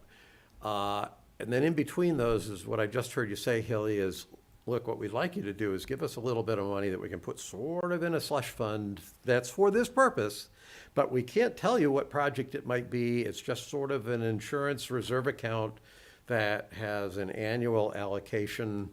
If we use it, we'll come back the next year and ask to refill the bucket. If we don't use it, we'll just carry it over. And it's sort of our emergency reserve for an opportunity that we can't identify that could potentially open up this year. Is that what you're actually asking for? Well, I mean, the Council on Aging is definitely on the table Yep. to Got that. and obviously an act of God with the schools. We don't know. We hope it doesn't We don't wanna happen. spend, but I'm not really on board with allocating No. money for acts of God. No. What about the Blake Group? So, so the Blake roof could potentially become part of the canopy project. So I don't think that's scoped at this point. It's a chunk of the Blake roof, Yeah. it's not the whole Blake I roof. think the other thing, Gus, is that, I mean, this money is gonna actually be under Christine's authority, I assume, so that it's not gonna be just getting Yeah, spent no, I- willy-nilly. Well, I know. It's a slush Yeah, fund. this is a managed quite a budgeting few of those for you discipline now. issue. This is a budgeting discipline issue, especially in a year that we're trying to find 900,000 to take out of the budget. Absolutely. Just putting in, but I'm not discounting your argument just out of hand. Yeah. I'm saying if there's certain projects we can identify, like the COA roof, that's one thing. I don't know how many of those there are, and you don't need the answer tonight. I'm not asking for you to sort of sandbag that and say, well, it could be this or it could be that. Now we've given you your specifics. I'm talking about real projects that we anticipate we're gonna be able to carry out in 2 years that we wanna lock in. If there's an argument to be made for an emergency reserve, I guess I would I think- entertain it, but I want to know how much, is it for one project? Is Well, I it? have a clarifying question, Hilly. So the $10,000, is that to do the costing study to see whether or not purchasing it or a No, PPA is better? no, Okay, no. I guess I'm confused as to No, what that exactly would, that, so this is just a very basic feasibility study and the sizing study, so that we have some numbers to apply for the smart allocation and get into the interconnection. This is not any costing, this is not any engineering design, it's a very basic, you know. It's enough to give the project a definition that Right. will allow you to get Okay. a seat at the table. Right. The PPA or ownership decision is something that you'll subsequently make. Right. But the project is defined. Is that what I think? Right, and, Yeah. and, yeah, Yeah, and it's, 400 kilowatts, that's too Mhm. big, but, coming online here, Mhm. on this meter, Mhm. do you have enough interconnect capacity to take that? Yes, no, if yes, Mhm. queue up. right. And if there's, obviously, at this point, if there's an interconnection issue, that would obviously trigger some sort of Mhm. deeper discussion in the design then. I think speaking personally, it would help me, again, we don't need an answer tonight, but I understand what you're saying. I would feel better if I knew what the defined if we're being asked to fund something at $10,000 a crack, I would feel better if I knew the specific projects you have identified. If you want to make an argument for a flexibility reserve for something that's not been identified, but that you think reasonably could occur, I'm not sure how many of those there even are. So if we had, we have 5 projects that we want to do, it's this, and this, and we'd like the extra money for one extra project, then we need $60,000, then we can have a discussion around the budget, whether Christine can find, whether that's supportable. Yeah. It's, I- where you're going with this, though, you're making the business case. Right. Which is, that's helpful. That's usually, Hilly, that's, Yeah. I don't know that we've had a conversation last year Yeah. where I haven't ended up by saying, the business case is what we need to have. I think I understand the business case you're making. Yeah. It's just a question of, Quite honestly, I mean, other than the long-term projects that that we've talked about, there's nothing that we can immediately see right now. So, we're already working with the schools to optimize that design. Okay. And, yeah. so I've talked I mean, about. it clearly is dictated by the age of roofs and availability of parking lots and that sort of thing. And there's Okay. restrictions and all that. So I kind of come away from this part of the conversation saying that if you come back with a more concrete build-up, the basic concept doesn't sound out of line. I get the rationale, and if we know what what the request is quantitatively, and in concrete terms what it is, we'll still have a budget issue to have to work in terms of, just because you have great ideas, and you have 6 of them, doesn't mean we have $60,000, what I'm saying. No, but So- It's the starting It's- point. the request is really for $10,000 to look at the Council on Aging Oh. roof. Okay, And I think that's a municipal building stabilization fund. Absolutely. Request, so I don't think there's okay. an issue with that. Okay. So I don't have any objection. I was blowing you up way higher than that. That's good. We just like doing that. You didn't see that one coming, did you? All right, Frank, can we move to the next? I think it's basically a summary of that. Okay. Frank, See, keep- we could have saved 10 minutes if you'd had it. Which one? Sorry. The $10,000 slide. So then we had previously talked about the sustainability some sort of personnel capacity and the benefits of that for the town. We really do continue to believe that is an important function for the town that needs to be filled. If you move on, go to the next slide, Frank. So we, after discussion with, as you said, about the budget right now, and in our previous discussions, it was indicated that there would be a new assistant facilities manager position that would have some of these functions, and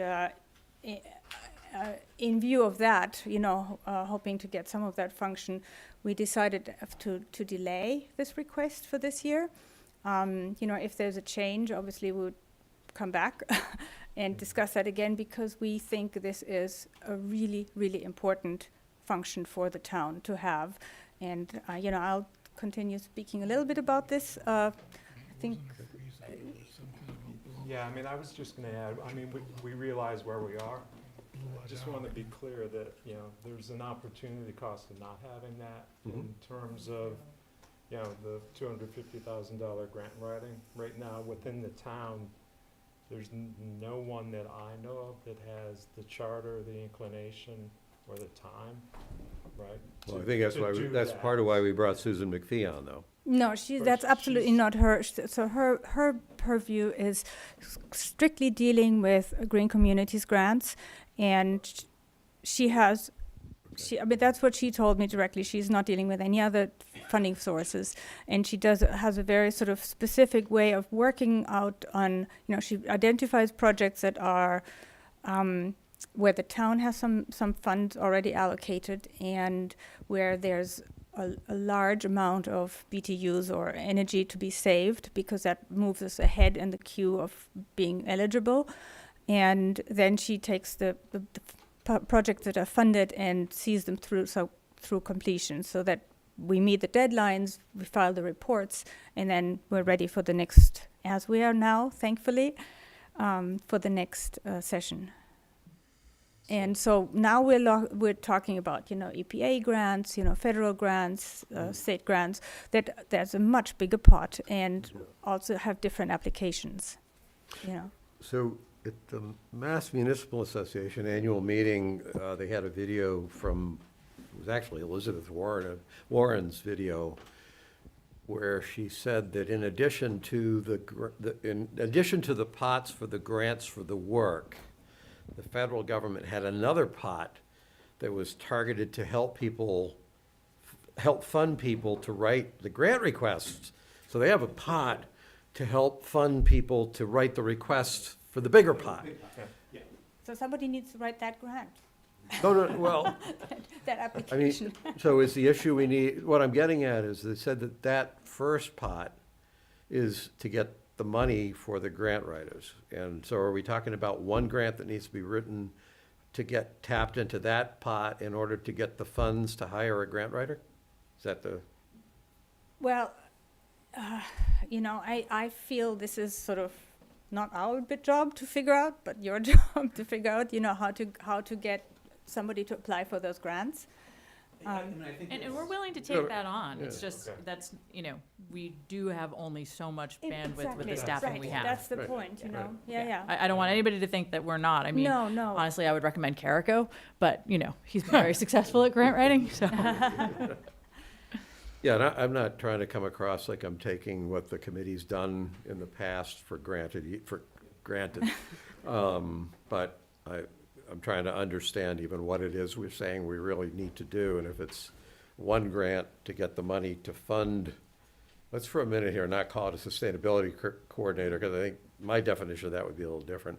But a grant writer And the funding for that grant writer can come from the federal guy. I find this fascinating, but the federal government gives you the money to hire the grant writer to go after the big grants. Yeah.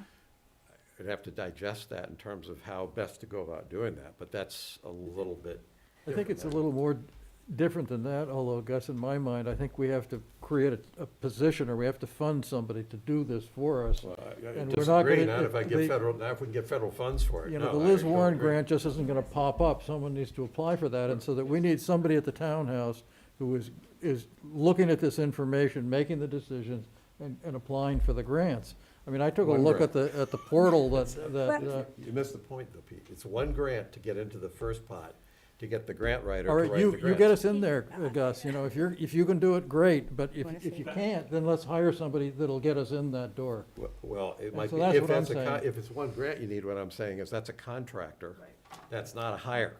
Well, No, we it's Okay. aren't saying, we've never, well, we'd love a hire, but Yeah. the last time we discussed was, we weren't sure if it was a hire, can you get in via a contractor at some.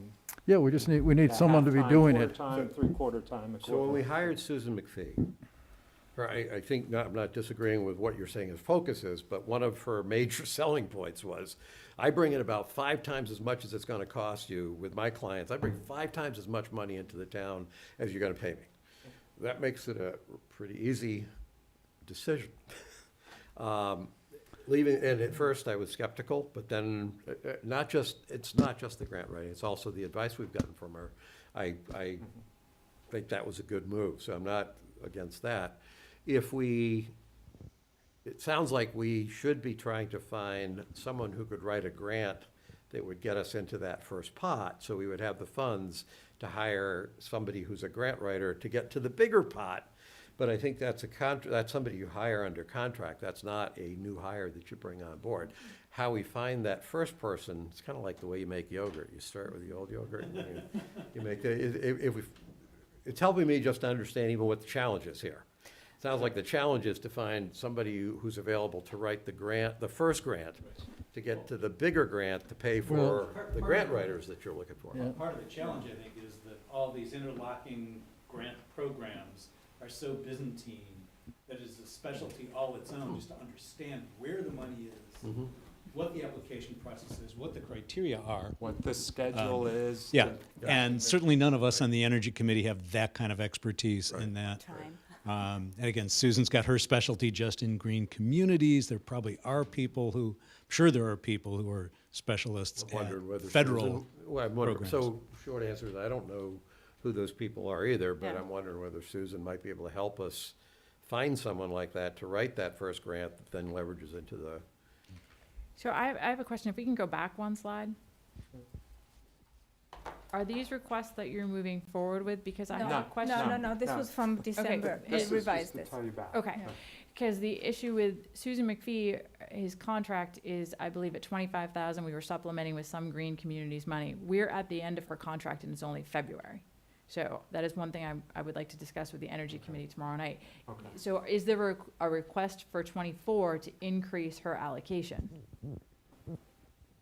Because I don't have that included in my $850-something thousand shortfall. Yeah, well, So what do you have in for funding for I believe her? we have 25,000, yeah. which is what we've been carrying standard, and then we've been trying to supplement with green communities money. I Okay. mean, I don't know exactly how her hours tracked, you know, obviously you have better Okay. information I on can that. have a conversation with her Yeah. directly on Yeah, that. the intent of Yep. this was whatever level spend she was with inflation, however you incorporated that in. Yeah. Perfect. And, Okay. Yeah. and, you know, hopefully if you do have new facilities support that, you know, her time might be more efficiently spent, you know, because she did, Oh, I have some recommendations. yeah. I'm sure you- yeah. So I just wanted to make a comment. There's a great idea to find a grant writer to get us onto the wagon. I started looking through some grants, and you know, our project might not fall very neatly into sort of these narrowly defined projects that are coming, you know, those requests for proposals. So I think that person would also have to have some vision, have some, talk to the departments and sort of design this project in a way that it becomes more fundable. Not changing the project really, but sort of develop the project in a way that it gets to a point where it becomes fundable. So it is a little bit more part of the town, and the departments than just sort of technically writing it. So what I hear in those comments, in my head at least right now, I see two things. One side was the grant system is Byzantine, so you need people who can get through the Byzantine corridors to get the grants. And then your point, Hilly, is, and then that has to be translated into the perspective of someone who knows what the town really needs. It's a little bit like a classic systems design project, where the people who know how to do the system don't know how the users want to use it, and the users don't know how to tell the people who are doing the programming what they need. And there's always that challenge of how do you, I always think of it as how do you get two people to come to the corner of the block. One of them has to know how to peek around the corner and talk to the person in the language the person on that side of the block is doing. So to me, it's two sides of it. I would think that if we had an assistant facilities manager who had some of those sustainability responsibilities, that would be the person I might most hope would be able to take the information about the grants that the grant savvy person would have and say, okay, let me take a look at what we need in the town to figure out how we could recharacterize the project. Now, so that's To where fit that into comes the together. RFP. It's Yeah. that translation That, process. yeah, that But, sounds right. but there are projects that are fundable that are not only building facilities, there's transportation and solar. I mean, there's a much wider variety of just sort of Sure. building electrification. So, that would be the benefit of having a point person that sort of coordinates this between the departments and helps sort of design projects in a way that Yeah, they become. So it's probably that assistant facilities manager. Fred, I don't know how long your question has been here. Eileen is always does a far better job than I do of watching for questions, but Fred says, I'm watching on TV. Does the BOS have a perspective on when school roofs will be repaired and therefore ready for solar? So if that was a trivia question you were asking, Fred, about whether I memorized the capital projects list, the answer is no idea at all. But I think maybe the point of Fred's question is it makes a lot of sense when we are looking at replacing roofs on any of our buildings. That is the ideal time for us to take a look at solar installations. I believe the roof replacements are in fact programmed in our capital They are. budget. They were I remember they were programmed at a very high number, and Yeah. it seemed to me it was probably 3 years out from now. They were, and then it was dependent on applying for the MSBA Accelerated Roof Repair Program, okay. which has been suspended for this year because they're taking that money to apply it to districts who have been hit with overages due to the higher construction market. So I think we need to decide when the MSBA project Accelerated Roof Repair will be coming back and whether or not we can be in that program and the potential of if we are going to down the track of doing that for a new elementary school. So there's still some moving pieces on that. But at least it sticks in my mind, it would probably, as things stand right now, before all this stuff with the MSBA happened, it was probably another 3 or 4 years I believe so. out, maybe Yeah. even 5 years I'd out. have to look. I don't remember off the top of my head, but Short answer, Fred, is yeah. if what was behind your question is it makes sense to look at solar when you're looking at roofs, we agree. We do have roofs that are programmed into the capital budget. Perhaps some of that programming is going to be delayed because of this thing that the MSBA is doing, but. But the key point for us for FY '24, the discussion was, it won't be 25 or 6 unless there's an act of God. Right. Yeah. Right, and at that point, to Jim's point, doing the roof repairs, we'll look at insulation of, how to do the ducting to maximize solar space and that sort of thing. So it's going to be a comprehensive, okay. So just back to the sustainability piece. So we got Susan in there. You can work that. I'll work with Susan. just, I mean, how do we get to find a grant writer, to write a grant, to get money for a grant writer? That's the problem is that when I'm cutting $845,000, and I know you have to spend money to make money, but who do I cut that's existing on staff to hire somebody else to write a grant that we may not get? So we're still working on that. Unless we But find a. I think I'm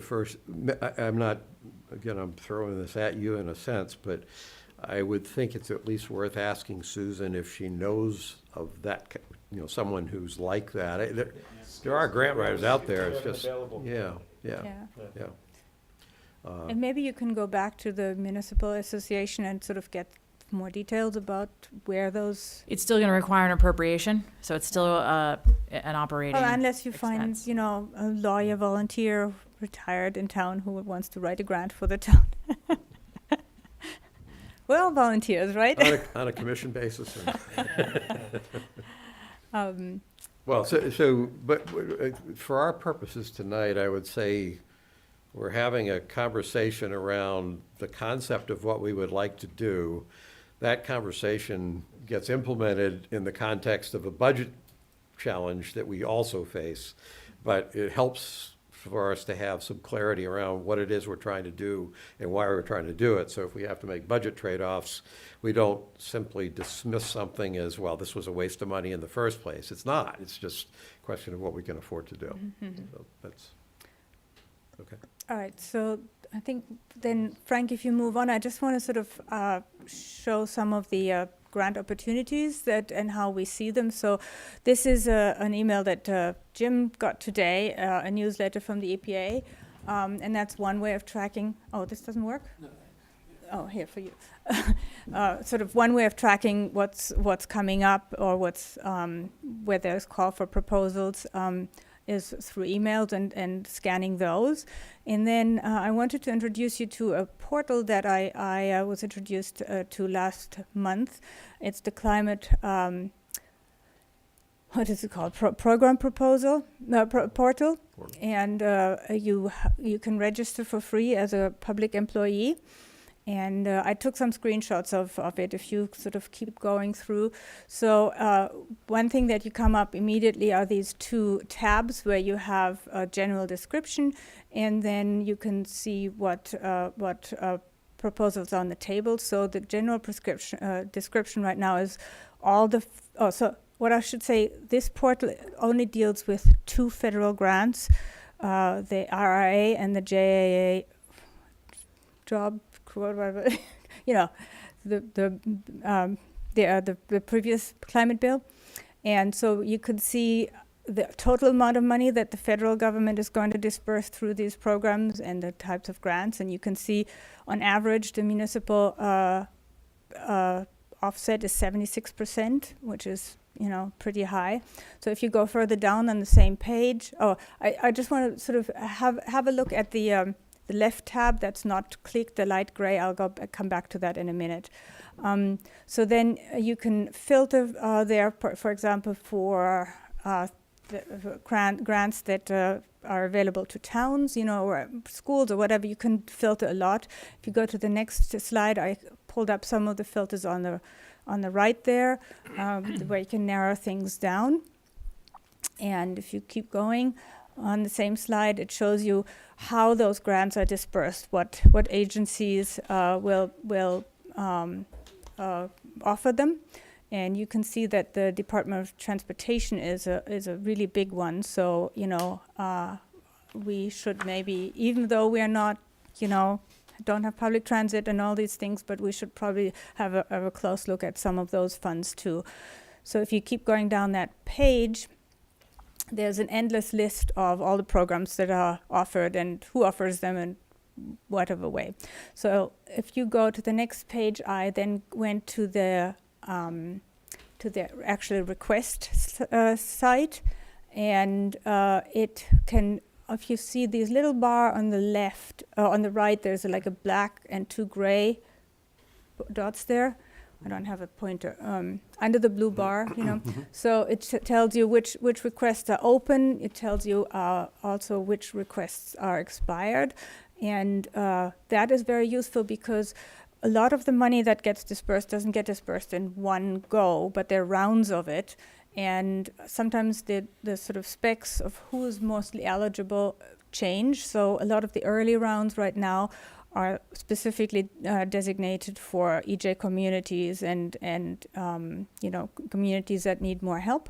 But in later rounds, it become more open. I think there's about 40% of the grants are designated for EJ communities. But looking at grants that have already closed, one can see sort of what kinds of projects are funded and what we should look at, maybe what is fundable in Medfield, right? And if you go down on this page, I think I selected for schools and local governments, and I came right now open 3. And you can see a description of who does what, how much money is available, and then you click on the link on the right, and you get a deeper description. This one I chose was 80 million program out of a 500 million program to do energy upgrades in public schools. So the first round is 80 million out of this. And you have all sorts of links on, resources, how to apply, the program description, all sorts of things that give you all the details. And I think it's, obviously this is not all the resources because some of the funds will come through the state, and I'm trying to identify best ways of monitoring for that. But this is a good start of identifying how these programs are structured, what the guardrails are, and what kinds of projects they're looking for. In case there was any question about how Byzantine this whole thing is. Well, yes and no. This is the simple, First off, once you open a link to the actual thing, it's like one. First off, I appreciate, Hilly, your effort in digging through this thing and where my head was going. In a sense, it's not, this piece isn't Byzantine to me because the system, the issue is filtering and focusing and getting to something that's actionable out of $580 billion of potential grant money. So filtering things down to say in this, avalanche, what would be the most important things for us to look at? That's, at least it seems like the system that you just walked us through is fairly straightforward. As you were talking, in my head, I was sitting there thinking back to our town goals of, one of them I think we talked about at one time is trying to find more opportunities for students, younger people in the town to do that. And I'm looking at this and going, I bet you could explain this to a kid in high school who had the interest in this. And within a week, they'd probably come back in and say, look, here's the top 20 we think you should look at. Yeah. And I'm not just doing that to, throw the work at them. It's like, well, that would actually, for the right kid, would introduce them to how governments operate, how the federal government operates, how the process works, how you identify things, and it would actually be a tremendous learning opportunity. Up to this point, yes, so I did some digging after that, and I looked at the actual grant description and application. And, I'm not a lawyer, but I looked up a lot of legal terms all afternoon to see, like it said municipal, like local governments can apply, but then they were sort of scheduled and whatever. And, turns out you have to have a certain population size. Mm-hmm. And, that takes a lot of digging for somebody who's not in the business. Again, for younger people, especially when you're on a system, it's a way of learning a lot, but they also probably are relatively comfortable navigating it. So you still have to learn. You still have to do the work, but for the right person, I would think that would be an intriguing opportunity. It was just, we said that's something that we think would be good to do, and I'm just looking at it, this would be an ideal opportunity to do that. As a way of thinking about how do you at least start to open up the oyster here. Yeah, well, I thought it was a really cool portal, and I introduced the administration, and you guys got an email from me too. Obviously, somebody can spend a lot of time on that, and it sort of, in my mind, it strengthens also the argument to have somebody as a consultant or somebody who can help us with that. Okay. Great. Thanks, thank you. Thank you.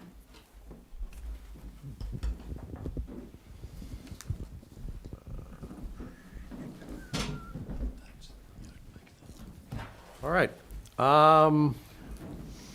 Let's see, the next thing we had was a follow-up discussion of the 2023 goals. I'm going to admit, I owed everybody an update. I didn't get to it, so I'm going to suggest we okay. defer that to the next meeting.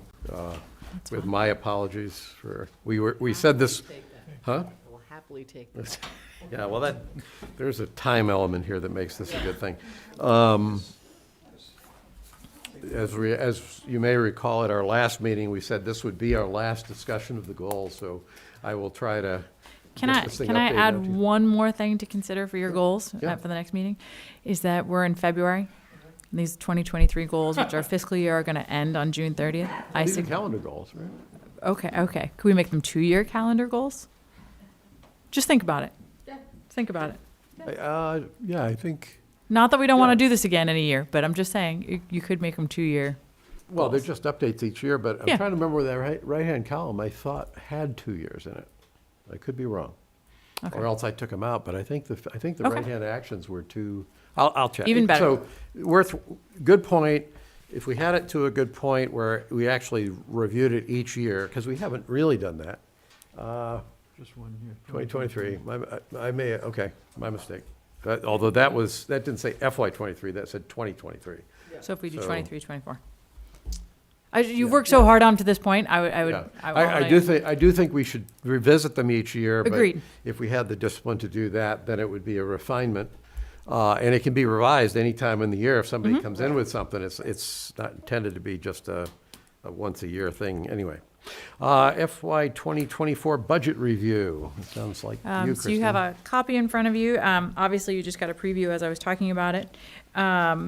We do have a delta between our revenue projections and our requested expenditures. And that is obviously the $815,646. This is obviously the first budget worksheet that's been released. I think we actually released it at the warrant committee last week, and it's already dropped a little bit. So there's still some moving pieces in this, and I just want to highlight those.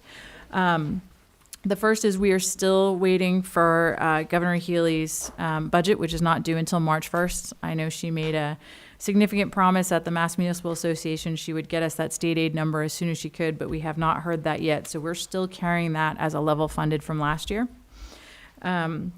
In addition, we are working with our insurance company looking at our property and general liability. The town currently has a $1,000 deductible.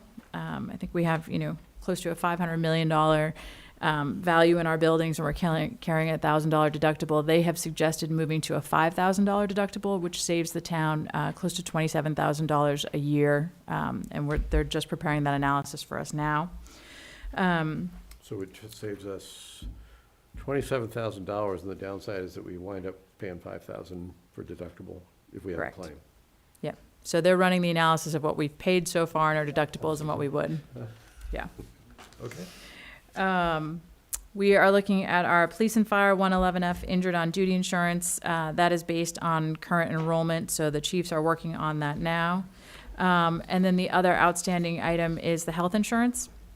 We did receive confirmation from Blue Cross Blue Shield through Maya that our increase this year is 8.7%. I made a call to the Employee Insurance Advisory Committee. They were also concerned about such a high increase for both employees and the town. So we have a meeting tomorrow at 3:00 to look at plan design with Blue Cross Blue Shield to see if we can bring that cost down, obviously not just for the town, but for our employees as well. So we should have some more information about that. So I didn't want anybody to get nervous about the $815,000 delta until we get some additional pieces of information here for you. A week ago, I saw like 898, right? Yes, so we've come down just in a few short days. So we're moving in the right direction. Thanks. So Questions, comments? No, I may try to get time one-on-one. Yes. Instead of doing it now. Nope, totally fine. Pete? I haven't had a chance to look at it enough to have questions. I- at this point, so. And that 815 is a combination of school and town, Correct. and we don't have a split. No. Because that's my tool. That's Okay. Medfield State Hospital Trinity proposal. I asked Christine to put this on. All three of us were on the first public hearing with the planning board last night. And the main reason I wanted to just put that on was for the opportunity for the three of us to have a conversation about our thoughts on the situation right now in terms of where this whole thing is going. This is a run. We don't have the opportunity to, I have opinions, I've expressed opinions, but I'm also painfully aware they're only my personal opinions, not necessarily the viewpoint of the Board of Selectmen. So this is not intended to drive toward decisions, not looking for votes. It was just an opportunity for us to kind of provide reactions, thoughts, observations on what you see around the site plan review for the Trinity proposal. This is after the first of 3 or 4 public hearing meetings, 3, I guess. So it's really just trying to stir the pot while it's still cooking rather than scraping the pot after everybody's taken care of everything. No, I appreciate it, because this proves a perfect example. We do not talk amongst Right, ourselves, right? right. So we've been seeing the emails come in. I won't candy coat it. I was thrown when I saw the one space that really does it by the neighborhood. Of all the 45 acres, it's the only spot. And, I think if I recall, because I took a video of that area back probably over a year ago and talked about how beautiful that is. And like, if we were gonna give the land up, we did not wanna give up a lot. So when I saw roughly 78 jump to 180 something, it didn't sit well with me. It still doesn't sit well with me. And I've reached out to Abby, and we had a conversation Friday afternoon. A really good conversation where I talked about other parts of the area. And they kind of referenced it last night in the meeting, where that one building is getting torn down. I said to Abby, I could see you putting more parking spaces there. And one could argue that, but what's the look and the feel? I'm being brutally straightforward. I don't care about the look and the feel so much if we're invading our residents, that the residents that are going to have to deal with a lot to begin with. This is the one thing I sense we can control. And I appreciate that this CAM parking, that's part of this, but there's a lot of parking across the street at the McCarthy Field and at the top of the sledding hill. And I saw it happen last year when they did the big Ferry House event, which was the most highly attended event.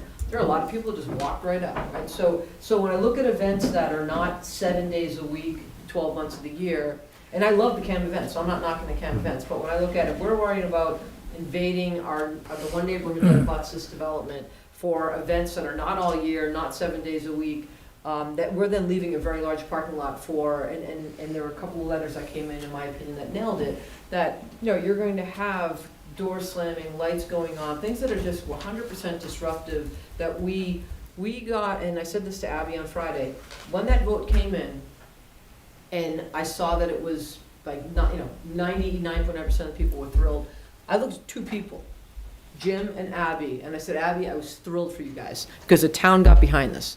Abby, I sit here on a Friday afternoon, and if we did the vote tomorrow, that could have shifted to 200, which could get momentum behind it, and we could lose it. And I don't want that to happen. You guys are a good company, I know you're the right partner, so I know we're going to do the right thing. And then she said, I know, and I can't change anything for Monday's meeting, but, yes, we're at the point where we know we have to look, and so it was a good meeting, but I think it's important that citizens speak up. I sit in this chair as a selectman, and why I did this is that I never want a citizen to feel like their voice doesn't matter, and I went through a period of being a resident where I felt like my voice didn't matter. So I look out and I see Jill and I see others, and it does matter, and it's our responsibility to represent the entire town. So I appreciate the opportunity to let the citizens know that, again, we can't talk, but you've heard from me. Abby, Christine, you've certainly had to taken a couple of calls from me. And I know Sarah was great about it, because I asked Sarah about looking at what's been zoned. It would be a special permit for more parking on the green where they're taking the building down. So that's not a showstopper if that's what they would require, to take some away from the water tower and put it more on the main campus. And then there's other areas too that we were looking at, put 8 here, put 10 there, and you nibble away at it. So it hit a soft spot with me, and I appreciate the opportunity. I had much of the same reaction, that the increase in the parking at the water tower area is at the expense of the abutters, the neighbors, and that, I don't know that that's appropriate. I think that as I saw it all evolve, I don't think that Trinity cares about the extra parking there so much at all, that it's really the Belford's Art Center that cares about that parking and is driving that. And I'm not sure that we should be putting in the parking at the cost to the neighborhood for the Belforge Arts Center. So I mean, I came up with, I just, I sketched out on their plan in the green areas where I could put parking on the campus and fitted them in around the Trinity structure. I mean, Belforge itself has a huge green area that they could turn into parking instead of having their concerts on grass. They could, they could have a parking lot there. So I think there's, it needs to be revisited, I guess. So that's just my general reaction. The other thing that I saw on their plan was that they're cutting down my favorite tree at the site, which I told them that it's the most interesting tree on the site. It's the fringe tree, because it's a tree that grows far beyond its range here, and so that. But it's a very nondescript looking tree when it's not in bloom, but when it blooms for a couple of weeks, it's really spectacular looking. So they're having their landscape architect take a look at the fringe tree. But I thought that in general, Trinity, I think had done a nice job with their presentation, their plan. I think it's still good. I think that I think it is, as Gus, you said, that it's going to be a very desirable project. I think that they won't have any trouble renting this out. And I hope it's very profitable for them. So that's just where I am at the moment. We may do this periodically, because I think there's a good discussion. I suspect it's helpful for people. I guess let me just say, my last thing was, I made the suggestion to them last night that, looking at their parking lot plans, they just added extra impervious surface instead of doing face-in parking along Service Drive. They added extra parking lots, and I mean, you could get a lot less impervious surface if you did the parking lots face in along Service Drive. So they're just they're details still. So my reaction, I had a couple of reactions. One, it sounds like all of us looked at the 179 spaces and were definitely sympathetic to the objections of the local neighborhood. So I think that's a given. Probably, I won't say as important, because I think it's important to us, but when I talked to Abby on this, by the time I talked to her, she already was aware of this. It was very clear Trinity was already working, and she confirmed this last night, that Trinity is trying to figure this out. One of the observations I have of Trinity so far is that they came in with a proposal that was closer to what we asked for than I would have expected anybody to come in with. They have consistently been willing, or at least apparent to me, that they've been willing to listen, to try to take the inputs of the public into account and try to make adjustments. And I don't know that all developers would do that with quite the degree of at least perceived sincerity that I see in that. The fact that when I talked to Abby, they were already working on how to make an adjustment there tells me a couple things. Number one, there was going to be an adjustment there. And number two, her view was, no, we're looking for public, this is the stage when nothing's in concrete. We haven't hired people to do detailed designs. This is the right time to have these conversations and to make these adjustments before lots of time and lots of money is spent in going in the wrong direction. Now is the time you can come up with different alternatives. And I like you, Pete, I walked around last weekend with one of the maps. It wasn't the current map. But I just kind of looked and said, where could parking possibly go, with me not being a parking lot designer, but where does it look like you put something without really trashing the place? One comment that Abby made to me about some of the additional parking inside the quad was that she said the National Park Service they basically apparently have given them guidance to minimize what goes on inside, because they view the whole integrity of the quad and everything to be important.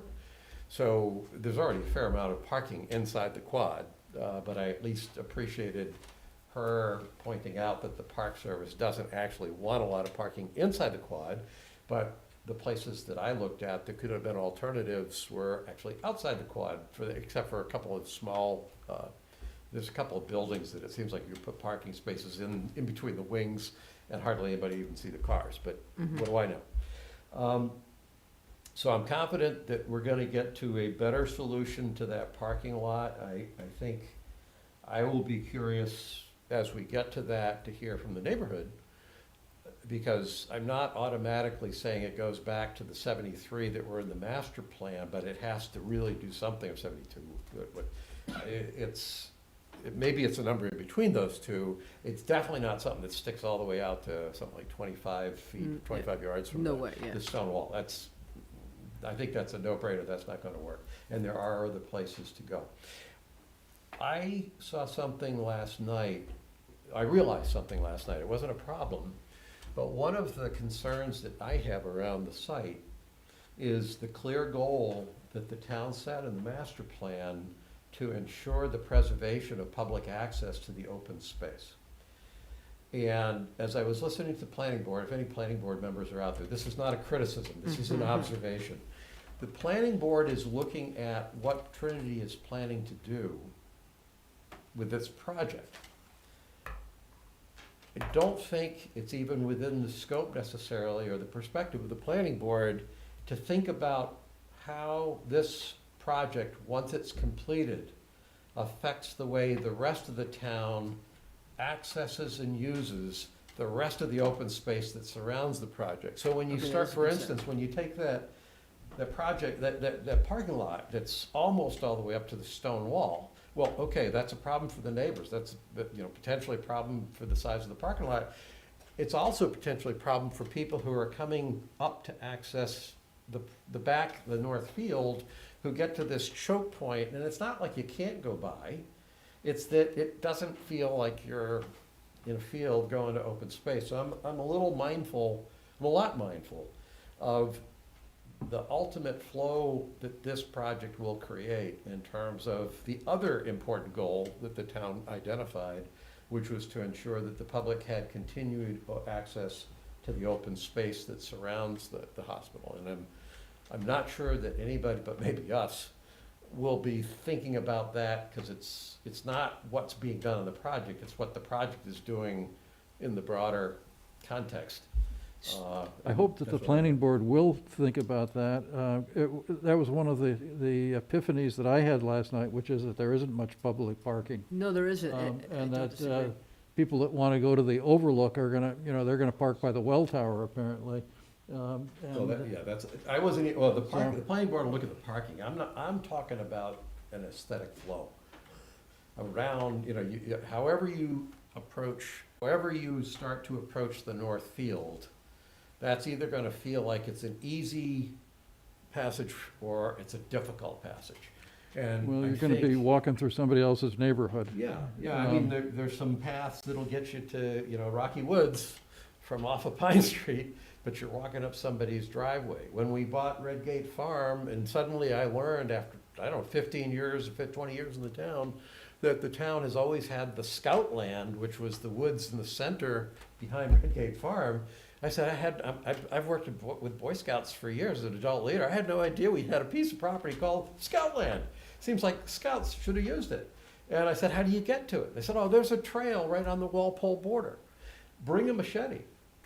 You need you're not gonna get in there that way. Now that we have Redgate Farm, you can get to it, but before that you couldn't. So merely having open space or designated free access doesn't actually make some of that stuff easily accessible for people, and that's, I think, what we have to keep in mind. Well, and so looking at the way they did the cutout, so I think we used to call it Building R, right? Yep. So today, when everyone thinks that this development's gonna take place and they're gonna be able to come up and park and walk along the dirt path that exists because that many people walk the field on a daily basis. I think the way I see the cutout today says, again, on their tentative map, I'm not quite sure where you would park and how you would get to access to that. So that will be a subject of the LDA that we will have final approval over. So it's open on Okay. that.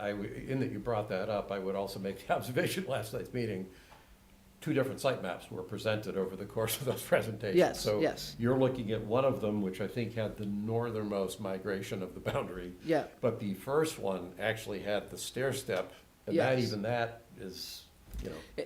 And So we don't have a final total designation. And so that's the one thing I'm going to want Trinity to show me visually.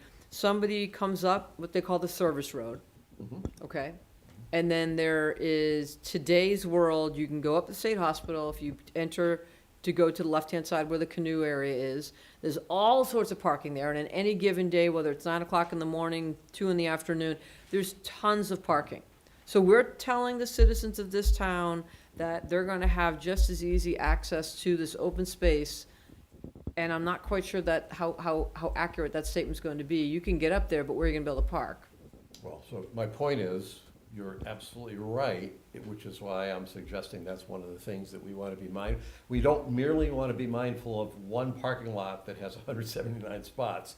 I think we need to be mindful of a broader dynamic about that entire piece of property. So you're right with what you're saying. If everybody's passively accepting whatever's in the plan, I think this is part of the feedback that we should be having now before everything gets. So let me ask you a silly question, because the state's involved with this too, and the state obviously wants this to go well. And we have this piece of agricultural land that abuts behind Building 2 and along the parking lot that supports Building 7. Is it completely out of bounds to ask to take some of that space so that there is open space that would enable parking? No. Absolutely positively no.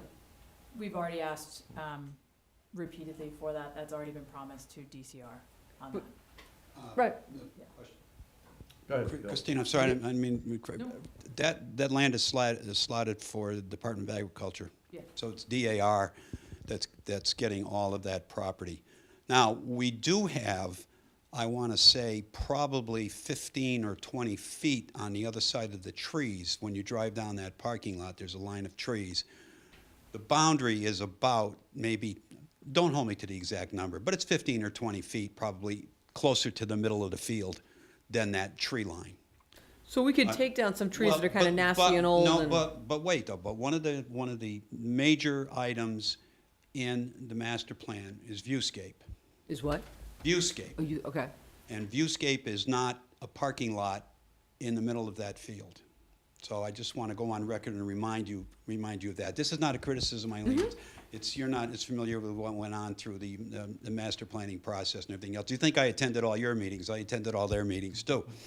Well, and this is where but we're still gonna have to be in a give and a take, right? Because I look at 189, and that, in my mind, just is. I'd say it's a showstopper in my mind. Like, you can't do that so we need to modify that, and I believe we're going down that path. Right.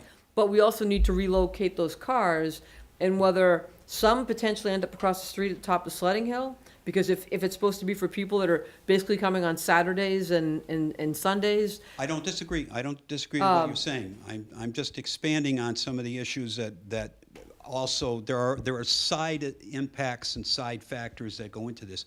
I want to point out that the neighbors who brought up the issue, I was shocked, by the way, to see the 179 as opposed to the 72. Because that was not discussed in the conversations that I had with Trinity when they asked me to get the neighbors involved and get them to at least make sure that they understood that they had the opportunity to comment. And when I went out to the neighbors, I said, make whatever comments you want, whether you want a parking lot or not. If you want to make those comments, make those comments. I will make sure that they get to Trinity. But by the way, just so you know, it was in the master plan, and I gave them in the notification, I gave them pictures of what that parking lot was to look like. I was shocked to see the larger parking lot in 179, so I felt like I almost mislaid the neighbors, and I was quite a bit upset about that. I'm sure you've seen the comments. You're also aware that the neighbors not only looking out for them, concerned with their own abundance, if that's a word, but they were also concerned about the choke point. And there were several of the neighbors that raised that issue about the choke point in that area.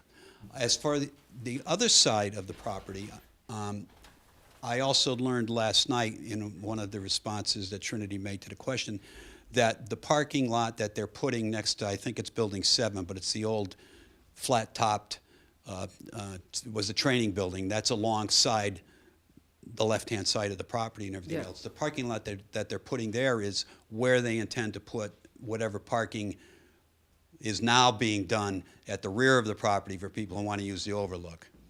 So however many spaces that they're putting there, I don't have the sheet in front of me and everything else, but last night they said something to the effect of 7 spaces there. Yeah, it wasn't, Now, yeah. now I want to point out that, I mean, I've been watching the numbers that are back there constantly. I drive up on weekends and count the cars and everything else. And in general, there's never probably less than maybe 25 cars Easily. at the back of that property. Easily. All right, so to say that 7 people are going to park in that proposed parking lot, walk up to the overlook, I mean, you might as well be parking on the other side of the campus and walking through the development to get there. So they need to do something about that. And again, I'm not saying they need to put it necessarily at the back of the property, but that's not the right spot for it, and it's not enough.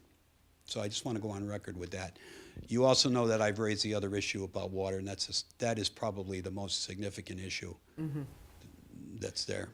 On the parking lot, I mean, because I spend time there, I went to more than half of the CAM performances, and we do occasionally bring our dog up there, and if you just look at where people naturally park, They park to the left. you are gonna need answers that I think allow people who are using it to naturally park there. Now, fortunately, that big lot you're talking about, Bill, that's one of the places people naturally park when they wanted to go to CAM performances, so that's a good answer.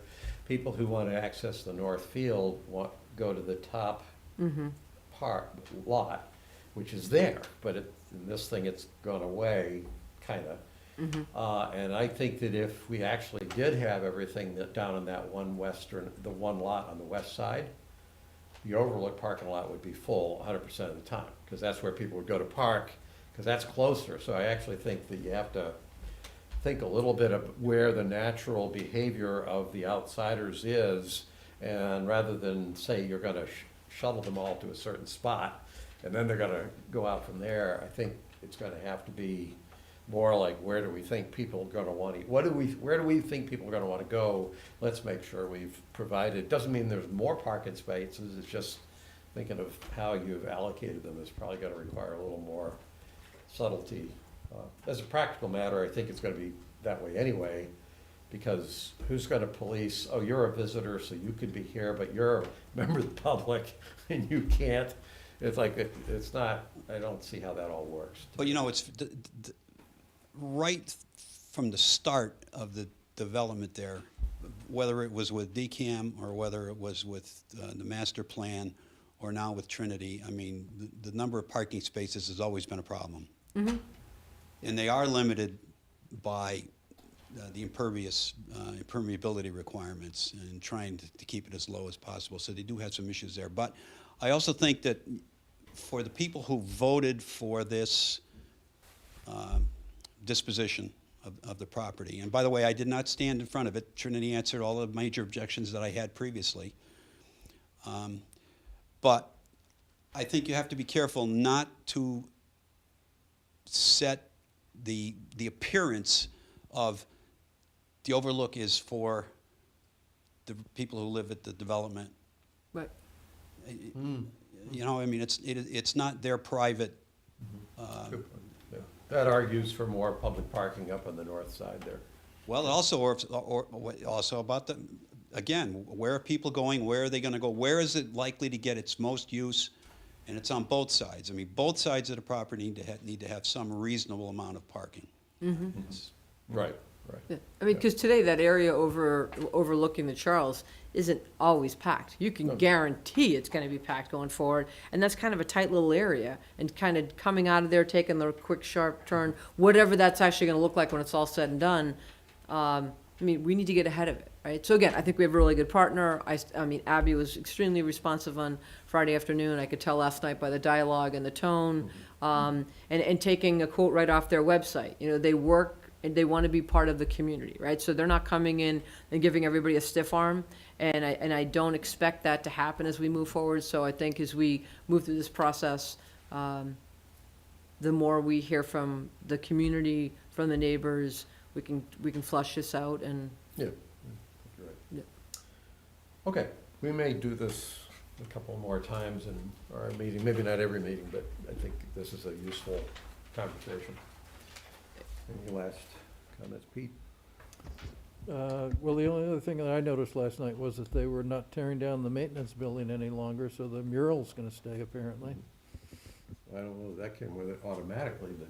Yeah, I would think they'd be hard pressed to tear the mural down. You see my comments on that, too. Good. All right, let's draw that to a close. Okay. Action items, board and committee appointments. Vote to appoint Robert Egler to the Capital Budget Committee. So moved. Second. All those in favor? Aye. Aye. Opposed? That's approved. Next, vote to appoint Neil Downing to the Dog Control Bylaw Committee. So moved. Second. All those in favor? Aye, Yes. aye. Aye. Opposed? Can I ask a quick question on that? Yes. So I'm having my first dog committee meeting on Thursday night. If we, is there any chance we can get him sworn in before then? If you can get here tomorrow. Okay. Oh, wait, tomorrow's Wednesday, as long as you get here before Thursday. Okay. And even if he's not sworn in, he can show. We're not up. really voting on anything, Yeah, okay. yeah, yeah. Next, vote to adopt the procurement card policy. Anybody have any comments on the No, wording of the procurement card policy? I spoke with Christine, because some of the concerns I have were just some of the control factors and the gating, and the fact that this has been brought to the town as a recommendation by our auditors means it actually helps with more control, not less. And reading through the policies and all of the needing to have receipts, so even if somebody is spending less than, like, let's say $25 or $250 for approval, they still need to show the receipts, what they bought. So to me, it's the right thing to do. All good. I thought it made sense to do, and so I'm in favor of it. I would have called it a credit card policy, but No. All the procurement card. And my only reactions were more having to do with, if I was reading it as somebody who was gonna get the card, and so there's issues around personal liability.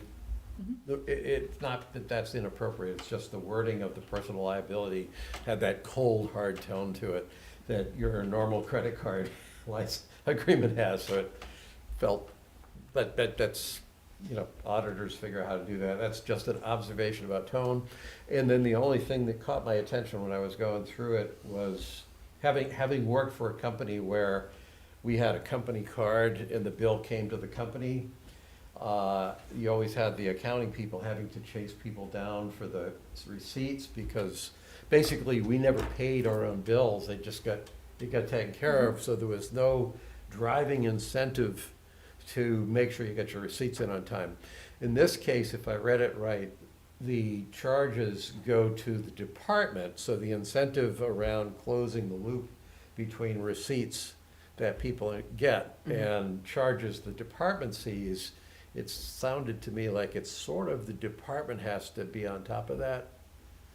Yeah, it's really the treasurer who will be on top of that. The treasurer is going to be issuing the statement to the departments, and the departments have an obligation to pay. I know, but Yeah. so that means if I'm a department head, I have the obligation to pay, but now it's on me to make sure that all those charges that came in, presumably, what, most of them perhaps would be from the department head Exactly. alone, so it's maybe not a big deal. But what I'm getting at is there's always a challenge to figure out how to get the person, if the person who's generating the receipt is not paying the bill, there's an incentive issue around making sure the receipts get to the person who is paying the bill so that they can confirm that the bill is correct. That's the issue. And if the receipt doesn't. That's probably been the issue and the sticking point that we've been talking about for the last 16 months to get to this point. But that's, Yeah. forewarned is forearmed, Oh, yes. that's fine. Okay. So do we, a motion to adopt the? so moved. Second? All those in favor? Aye. Opposed? Motion carries. We now have a procurement card policy Thank you. for people who procure. Next, request from Trinity, no, so this, for anybody out there still listening to this meeting, this is not the Trinity we've been talking about. This is Trinity Solar, a completely different and independent company. They are one of the companies that puts solar panels on people's roofs. Request from Trinity Solar solicitor Justin Diamond for an extension of time of his solicitor's license, which will expire on February 2nd, 2023, for an additional 6 months.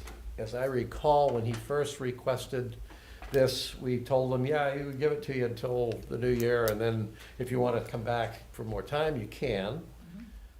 And then Christine, I think you told me that there's certainly no negative reports, and No. everything we have is that he's doing a good job. No, Yeah, you he- told him that if you wanted to request an extension, he did not have to come back in person, that you would request it. I He did spoke with him ask- personally. Yeah, he did ask for 6 months, but our typical is 3 months, so Okay.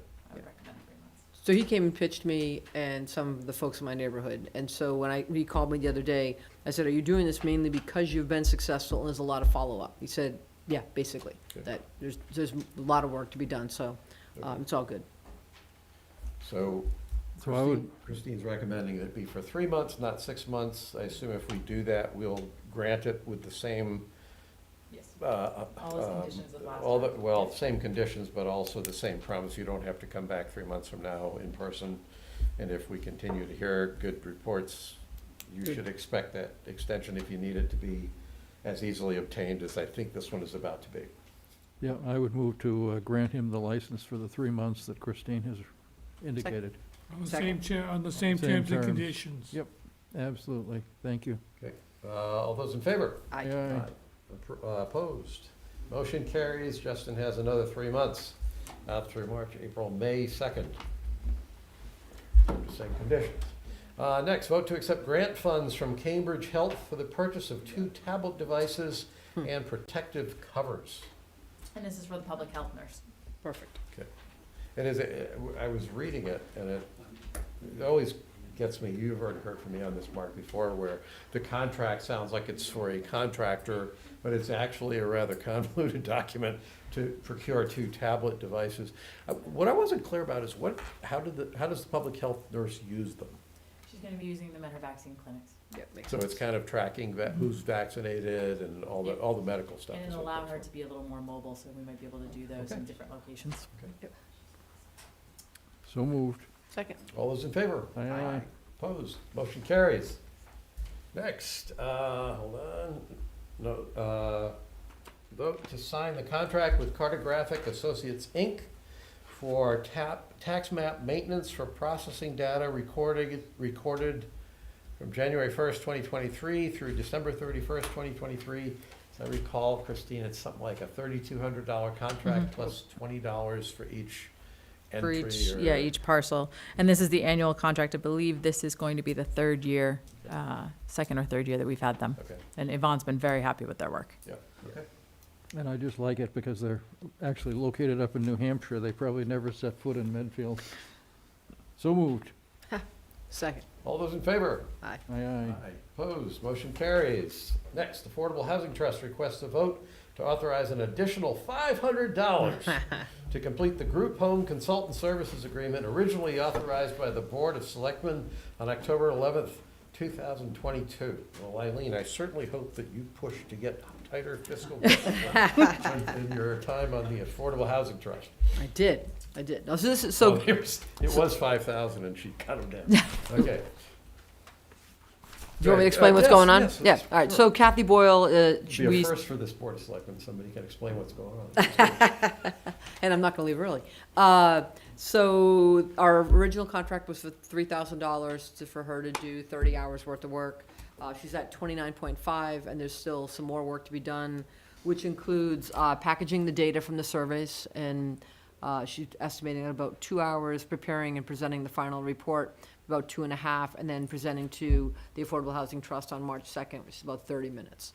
So, and this is, having been involved with this group, they're doing such great things, and what they're striving for with this adult home and the needs, it's fantastic. So I applaud what they're doing, and said the $500 is certainly reasonable. So moved. Second? All those in favor? Aye. Aye, aye. Opposed, motion carries. Citizen comment, Everybody registered this evening. Any? going once, Yes. going twice, going 3 times, yes, I do. And thank you for doing that, those are good. your perspective about the impact across the border between what we might do versus what's there is well taken. I suspect that they won't do anything really toxic any more than we would do anything really toxic, but I hadn't thought about it from that angle, so I appreciate the comments. Consent agenda. We have nothing this evening on the Nothing consent to agenda. consent to. This is good.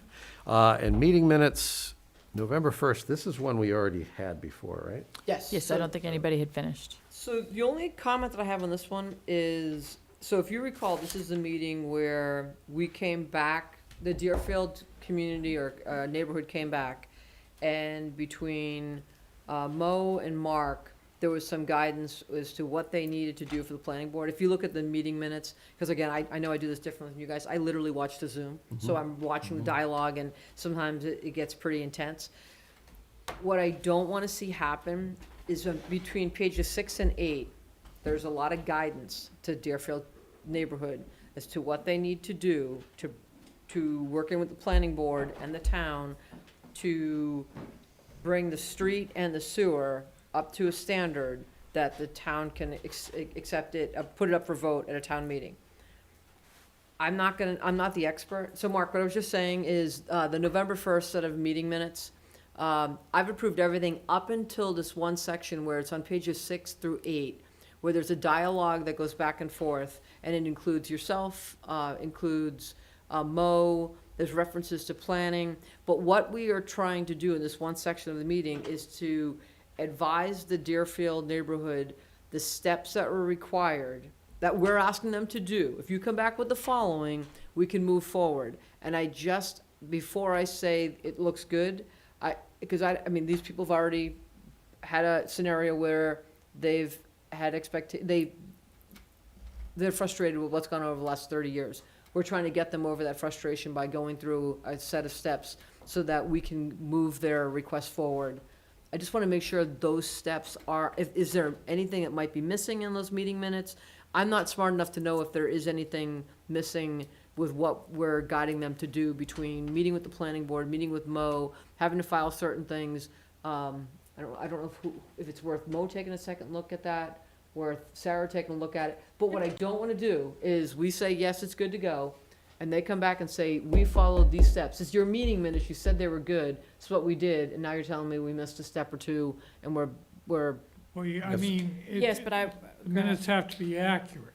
Say it one more time, I'm sorry. The minutes have to be accurate as to what was said. If anything, you can compare them with the tape of the meeting to see what was actually said. And I'm trying to do that, but since I'm not an attorney, and I'm not on planning board, and I'm not Mo, when you read it, I'm not sure I'm reading it accurately. And I watched this one section 3 times this afternoon, and it's detailed, and it's hard to follow from what's written to what the dialogue is, because trust me, it's not a 5-minute conversation at all. So if, I think that we can do that, but I think more importantly, anybody who's looking for street acceptance, we went to that MMA meeting on it. Anybody who's looking for that will follow the guidance that's been issued for the planning board, and I did give that to them that night. So there is written documentation as to how to proceed. then the way it's written on the meeting minutes, just protecting us, is if you do the following. And one of the questions is, But Eileen, I don't think, people should not rely on the meeting minutes as a legally sufficient set of instructions for what they need to do on something like this when they've been provided with the actual guidance, because that was a lot of Bottom line is, it's a town meeting vote required, so nobody can commit to anything anyway. But we'll take a look at all of it. just one of those, I don't want to come back in 2 months and say, well, this is what was advised to us and here it is. Because it's, as I said, I kept watching and I'm like, this is so hard to follow, because everyone kept chiming in and giving different, and all in a good way. We were trying to be overly helpful. But all the more reason that none of them should say, well, this is what the meeting minute, I watched the video, I did exactly what I heard in the video. Now you're legally bound to abide by it. It's not right. No, and I'm not saying it in that way, but again, if they don't go to the video and they read the meeting minutes and we say these are the steps that are required, I just want to make sure that. I'm happy to look at it. I don't remember any guarantees or promises made anyway. What was implied was, so we've given you the steps and this is what you need to do and Right, this is to what you get need it work ready with. to present to town meeting with no guarantees of what that result would be. Right. The only thing you guaranteed is that we would support it if they did everything they needed to do. Right, which I don't disagree with, that if all All that I'm is getting followed. at is we don't want to represent the meeting minutes as a legally sufficient definitive course of action. Yeah.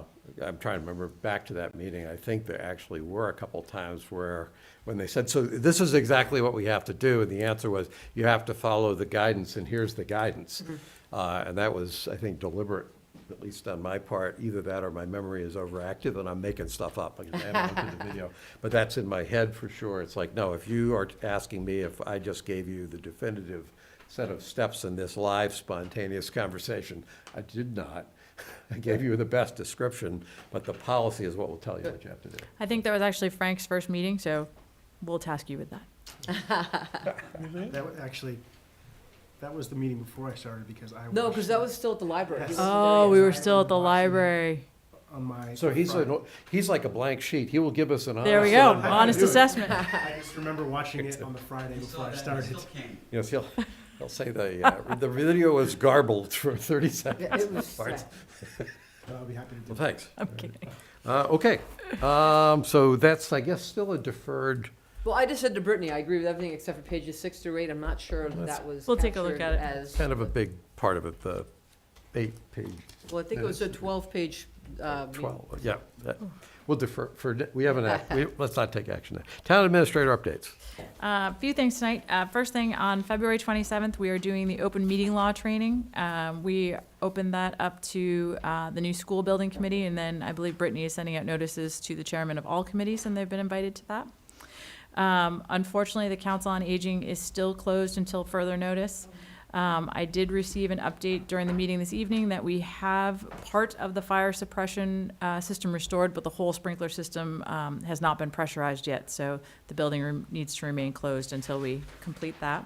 Chris, was there a lot of water damage? There is some damage. There is Doesn't some sound damage. too bad, although then. No, I don't think it's not catastrophic by any way. There was some equipment that was lost, and there's some wall damage. So the insurance company's been notified, still have that $1,000 deductible, and they'll come out and take a look this week. Brittany wanted me to remind everybody the spring car wash dates are open. Contact her if you're interested in doing that. Let's see. Oh, before anybody leaves tonight, I've been told that the back parking lot is very icy. There's been a flash freeze while we were here, so please be careful when you're leaving. So you should have parked. I know, I should've Starbucks, parked but first. now, okay, now great. Then, Parked on the water tower, it's okay. oh, that's a decent walk. That's fine. And the only other thing, I know I've talked about it with you individually, but just wanted to recognize again that we received the Budget Distinction Award for the GFOA budget for fiscal year '23. So we're very excited about that. Funny story, they actually notified us in December, only that notification went to Oregon. And I'm still trying to get my plaque back. Top secret, that's why they didn't. I know. So hopefully we'll have our plaque to hang up in the selectman's office They sent it by shortly. balloon and there was. I was going the same. Yeah. But he got here when it was false, didn't do any damage. Right. That's it. Okay. Thank you. Let's see, next meeting dates, February 21st, March 7th, and the warrant hearing will be on March 20th, which is interesting. That's the same night as the planning board hearing as well. Yes, just for the record, I scheduled my warrant hearing 6 months ago, so I may have beat them, but we'll work around that. Okay. That's interesting. And then we have another one on March 21st. Is that part of your scheduling around, or we have March 20th and March 21st? March 20th is the warrant hearing that the warrant committee was planning on doing that at their regularly scheduled meeting. okay. And then we have the selectmen's meeting on the Okay. 21st, so we may combine those. Okay, I talked okay. to Sarah today. Okay. And then March 27th is the annual town election. If anybody cares, I did submit my nomination papers to Marion yesterday. So I, Excellent. once again, have proven I have at least 50 friends left in town, which is good. Just for your info, it's my understanding that the utilities and infrastructure is the topic for the March 20th planning board meeting. Yeah. Ah, okay. Let's see, selectmen reports. All right. Eileen. So, just a little FYI, the kickoff for the dog control bylaw meeting is this Thursday night. And so get that going. I see Jill in the back. Affordable Housing Trust meeting that we had last week. Nothing earth-shattering, just moving things along. I know Kerry's been looking at some of the areas in town that's town-owned land for Habitat Humanity projects. So I think he's got about 8 that he's gonna be able to evaluate. We talked about what's been going on with Bob Borelli's project over at Ice House, which I happened to get a tour. I was leaving the gym, and he brought me through one of the 40Bs and one of the market rate ones. No surprise, Bob's doing a great job over there. So that was good. Glad we talked about the whole Trinity thing. That's good. And one of the questions I know that came up that I had, and I also saw it on the questions, and Christine, you've educated me on this, is the street names. That they can name them whatever they want, but then when it comes time to submit them for approval, whatever, Yeah. if South Street's already taken, you go to Yes. Plan B. And that goes through the Committee to Study Memorials. They manage a street name list. Okay, cool. And then I'll give you something. I just saw Susan Cronin coming in here tonight. I got my excise tax in the mail, and it's an interesting thing. If you have 2 cars, so I have a very old Lexus that I use. It's a transfer station car it's 2006. I have a newer Volvo. My Lexus excise tax bill is more expensive than my 2019 Volvo, right? And I said, Susan, is there an error here? Because this makes no sense. I'm paying like $116 for my Lexus, and it's given a value of $4,500. My Volvo, which is significantly more expensive, you valued it at $4,100, and I'm paying less for that. She's like, well, first of all, it's not me. It's the Registry of Motor Vehicles. And I'm like, yeah, but what sense does that make? She's like, again, not me. So if anyone out there is listening and you get an excise tax and you think it's really screwy, there's nothing Susan can do about it, because she's only getting the data from the RMV. Someone who has a brand new 2023 car in town that has a significantly expensive value, theirs was appraised at, I think she said $200. So there's something quirky going on in the. And let the record show, there's at least one member of the Board of Selectmen who stands up for the tax rights of taxpayers. Well, I mean, there's got to be something wrong in the system. It doesn't make sense, right? So a little tidbit. If you get it and you're questioning, Call Eileen. it's not Susan. No, don't call Susan. It's not Susan Cronin. She's just passing the paper along. When we're short on tax dollars, let's collect correctly, right? I know. You're absolutely right. Anything else? And on that note, I'll pass the baton to Pete.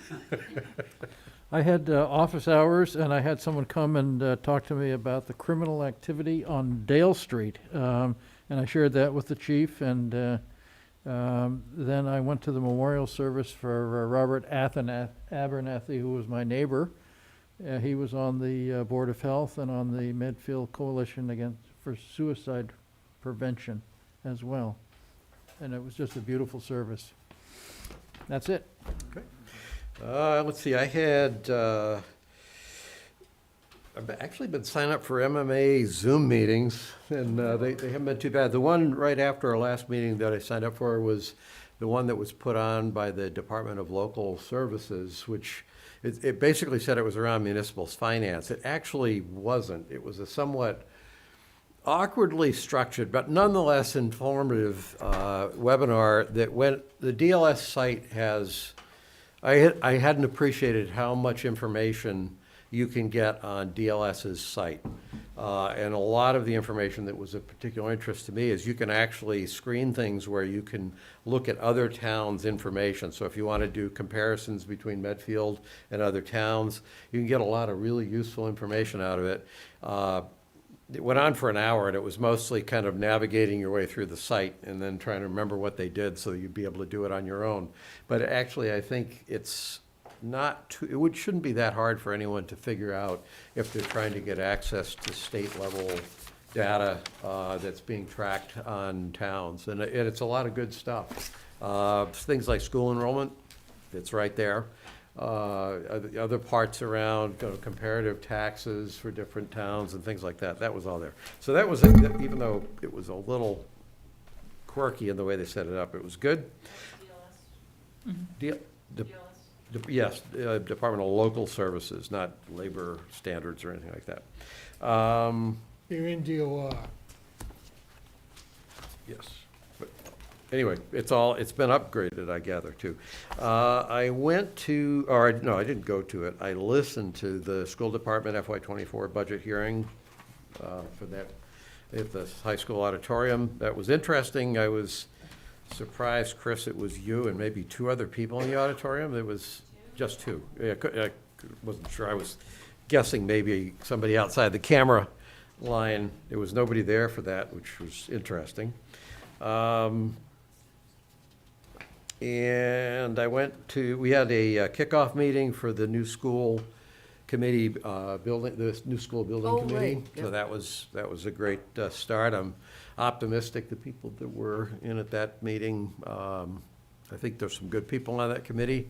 I think, given the breadth of backgrounds and perspectives, I suspect it's going to be a dynamic effort. Be fun to watch. And then the last thing was next last thing, the planning board meeting, which I've already talked about last night. And then again today at noontime, it was a MMA webinar entitled Managing Municipal Meetings. And I thought it was going to be like the World Wrestling Federation version of, all those things you see on YouTube and places of all these meetings. It actually wasn't. It was a softer version of how to set up meetings, how to let people speak, how to deal with cantankerous members of the audience. And I've concluded that there are some other towns here in Massachusetts that have citizens that are more aggressively cantankerous than we seem to have around here. So I felt good about the fact that we don't have to have any special martial arts skills on the Board of Selectmen or anything like that. That was a good thing. And I think that's it. I will report for the first time, based on the authority that you all have vested in me, that I think I'm supposed to do this, right, Frank? Yeah, it's not enough just to have it written here. Chair Murby signed the 1/24/2023 and 1/31/2023 vendor warrants. I hereby report I have done that, and Chair Murby signed the 2/2/2023 payroll warrant. So for all of those of you on the payroll, you should be happy to hear that. Thank you. And I think that's part of this new thing. It has to be officially declared in a meeting that those things happened, and I can, in fact, confirm that I did those things. And I was happy that there were only 3 things I had to sign, because the stack in the accountant's office is about that high. I said, there must be 5 warrants there, but there weren't. We'll still need the 2 remaining signatures on those warrants. That just allows us to pay the, Oh, I thought you only needed 1 when you delegated it to me. I think we need I thought that was the whole advantage of this. If it's good enough, if it's good, I thought the whole point was if you designated one person to do it this way, and you didn't have to have the others do it. I mean, let me double check. Yeah, Yeah, we did. Andrew sent up. Took us the, 3 votes to get there, Bill. He sent up all of them, but I can double check with him. Okay. The stone grinds slow, yet exceedingly fine, Bill. I don't think they keep. I think that's the whole. All right, looks like we're at unless we want to have an informal discussion about radio frequency issues 3 miles out of town. I don't think we have anything further. I'll entertain a motion to adjourn. So moved. Second. All those in favor? Aye, aye. Opposed? Motion carries. We'll see you all well, I don't know if we will for sure, but you're more than welcome to come back in 2 weeks. Be careful. Be careful of the ice.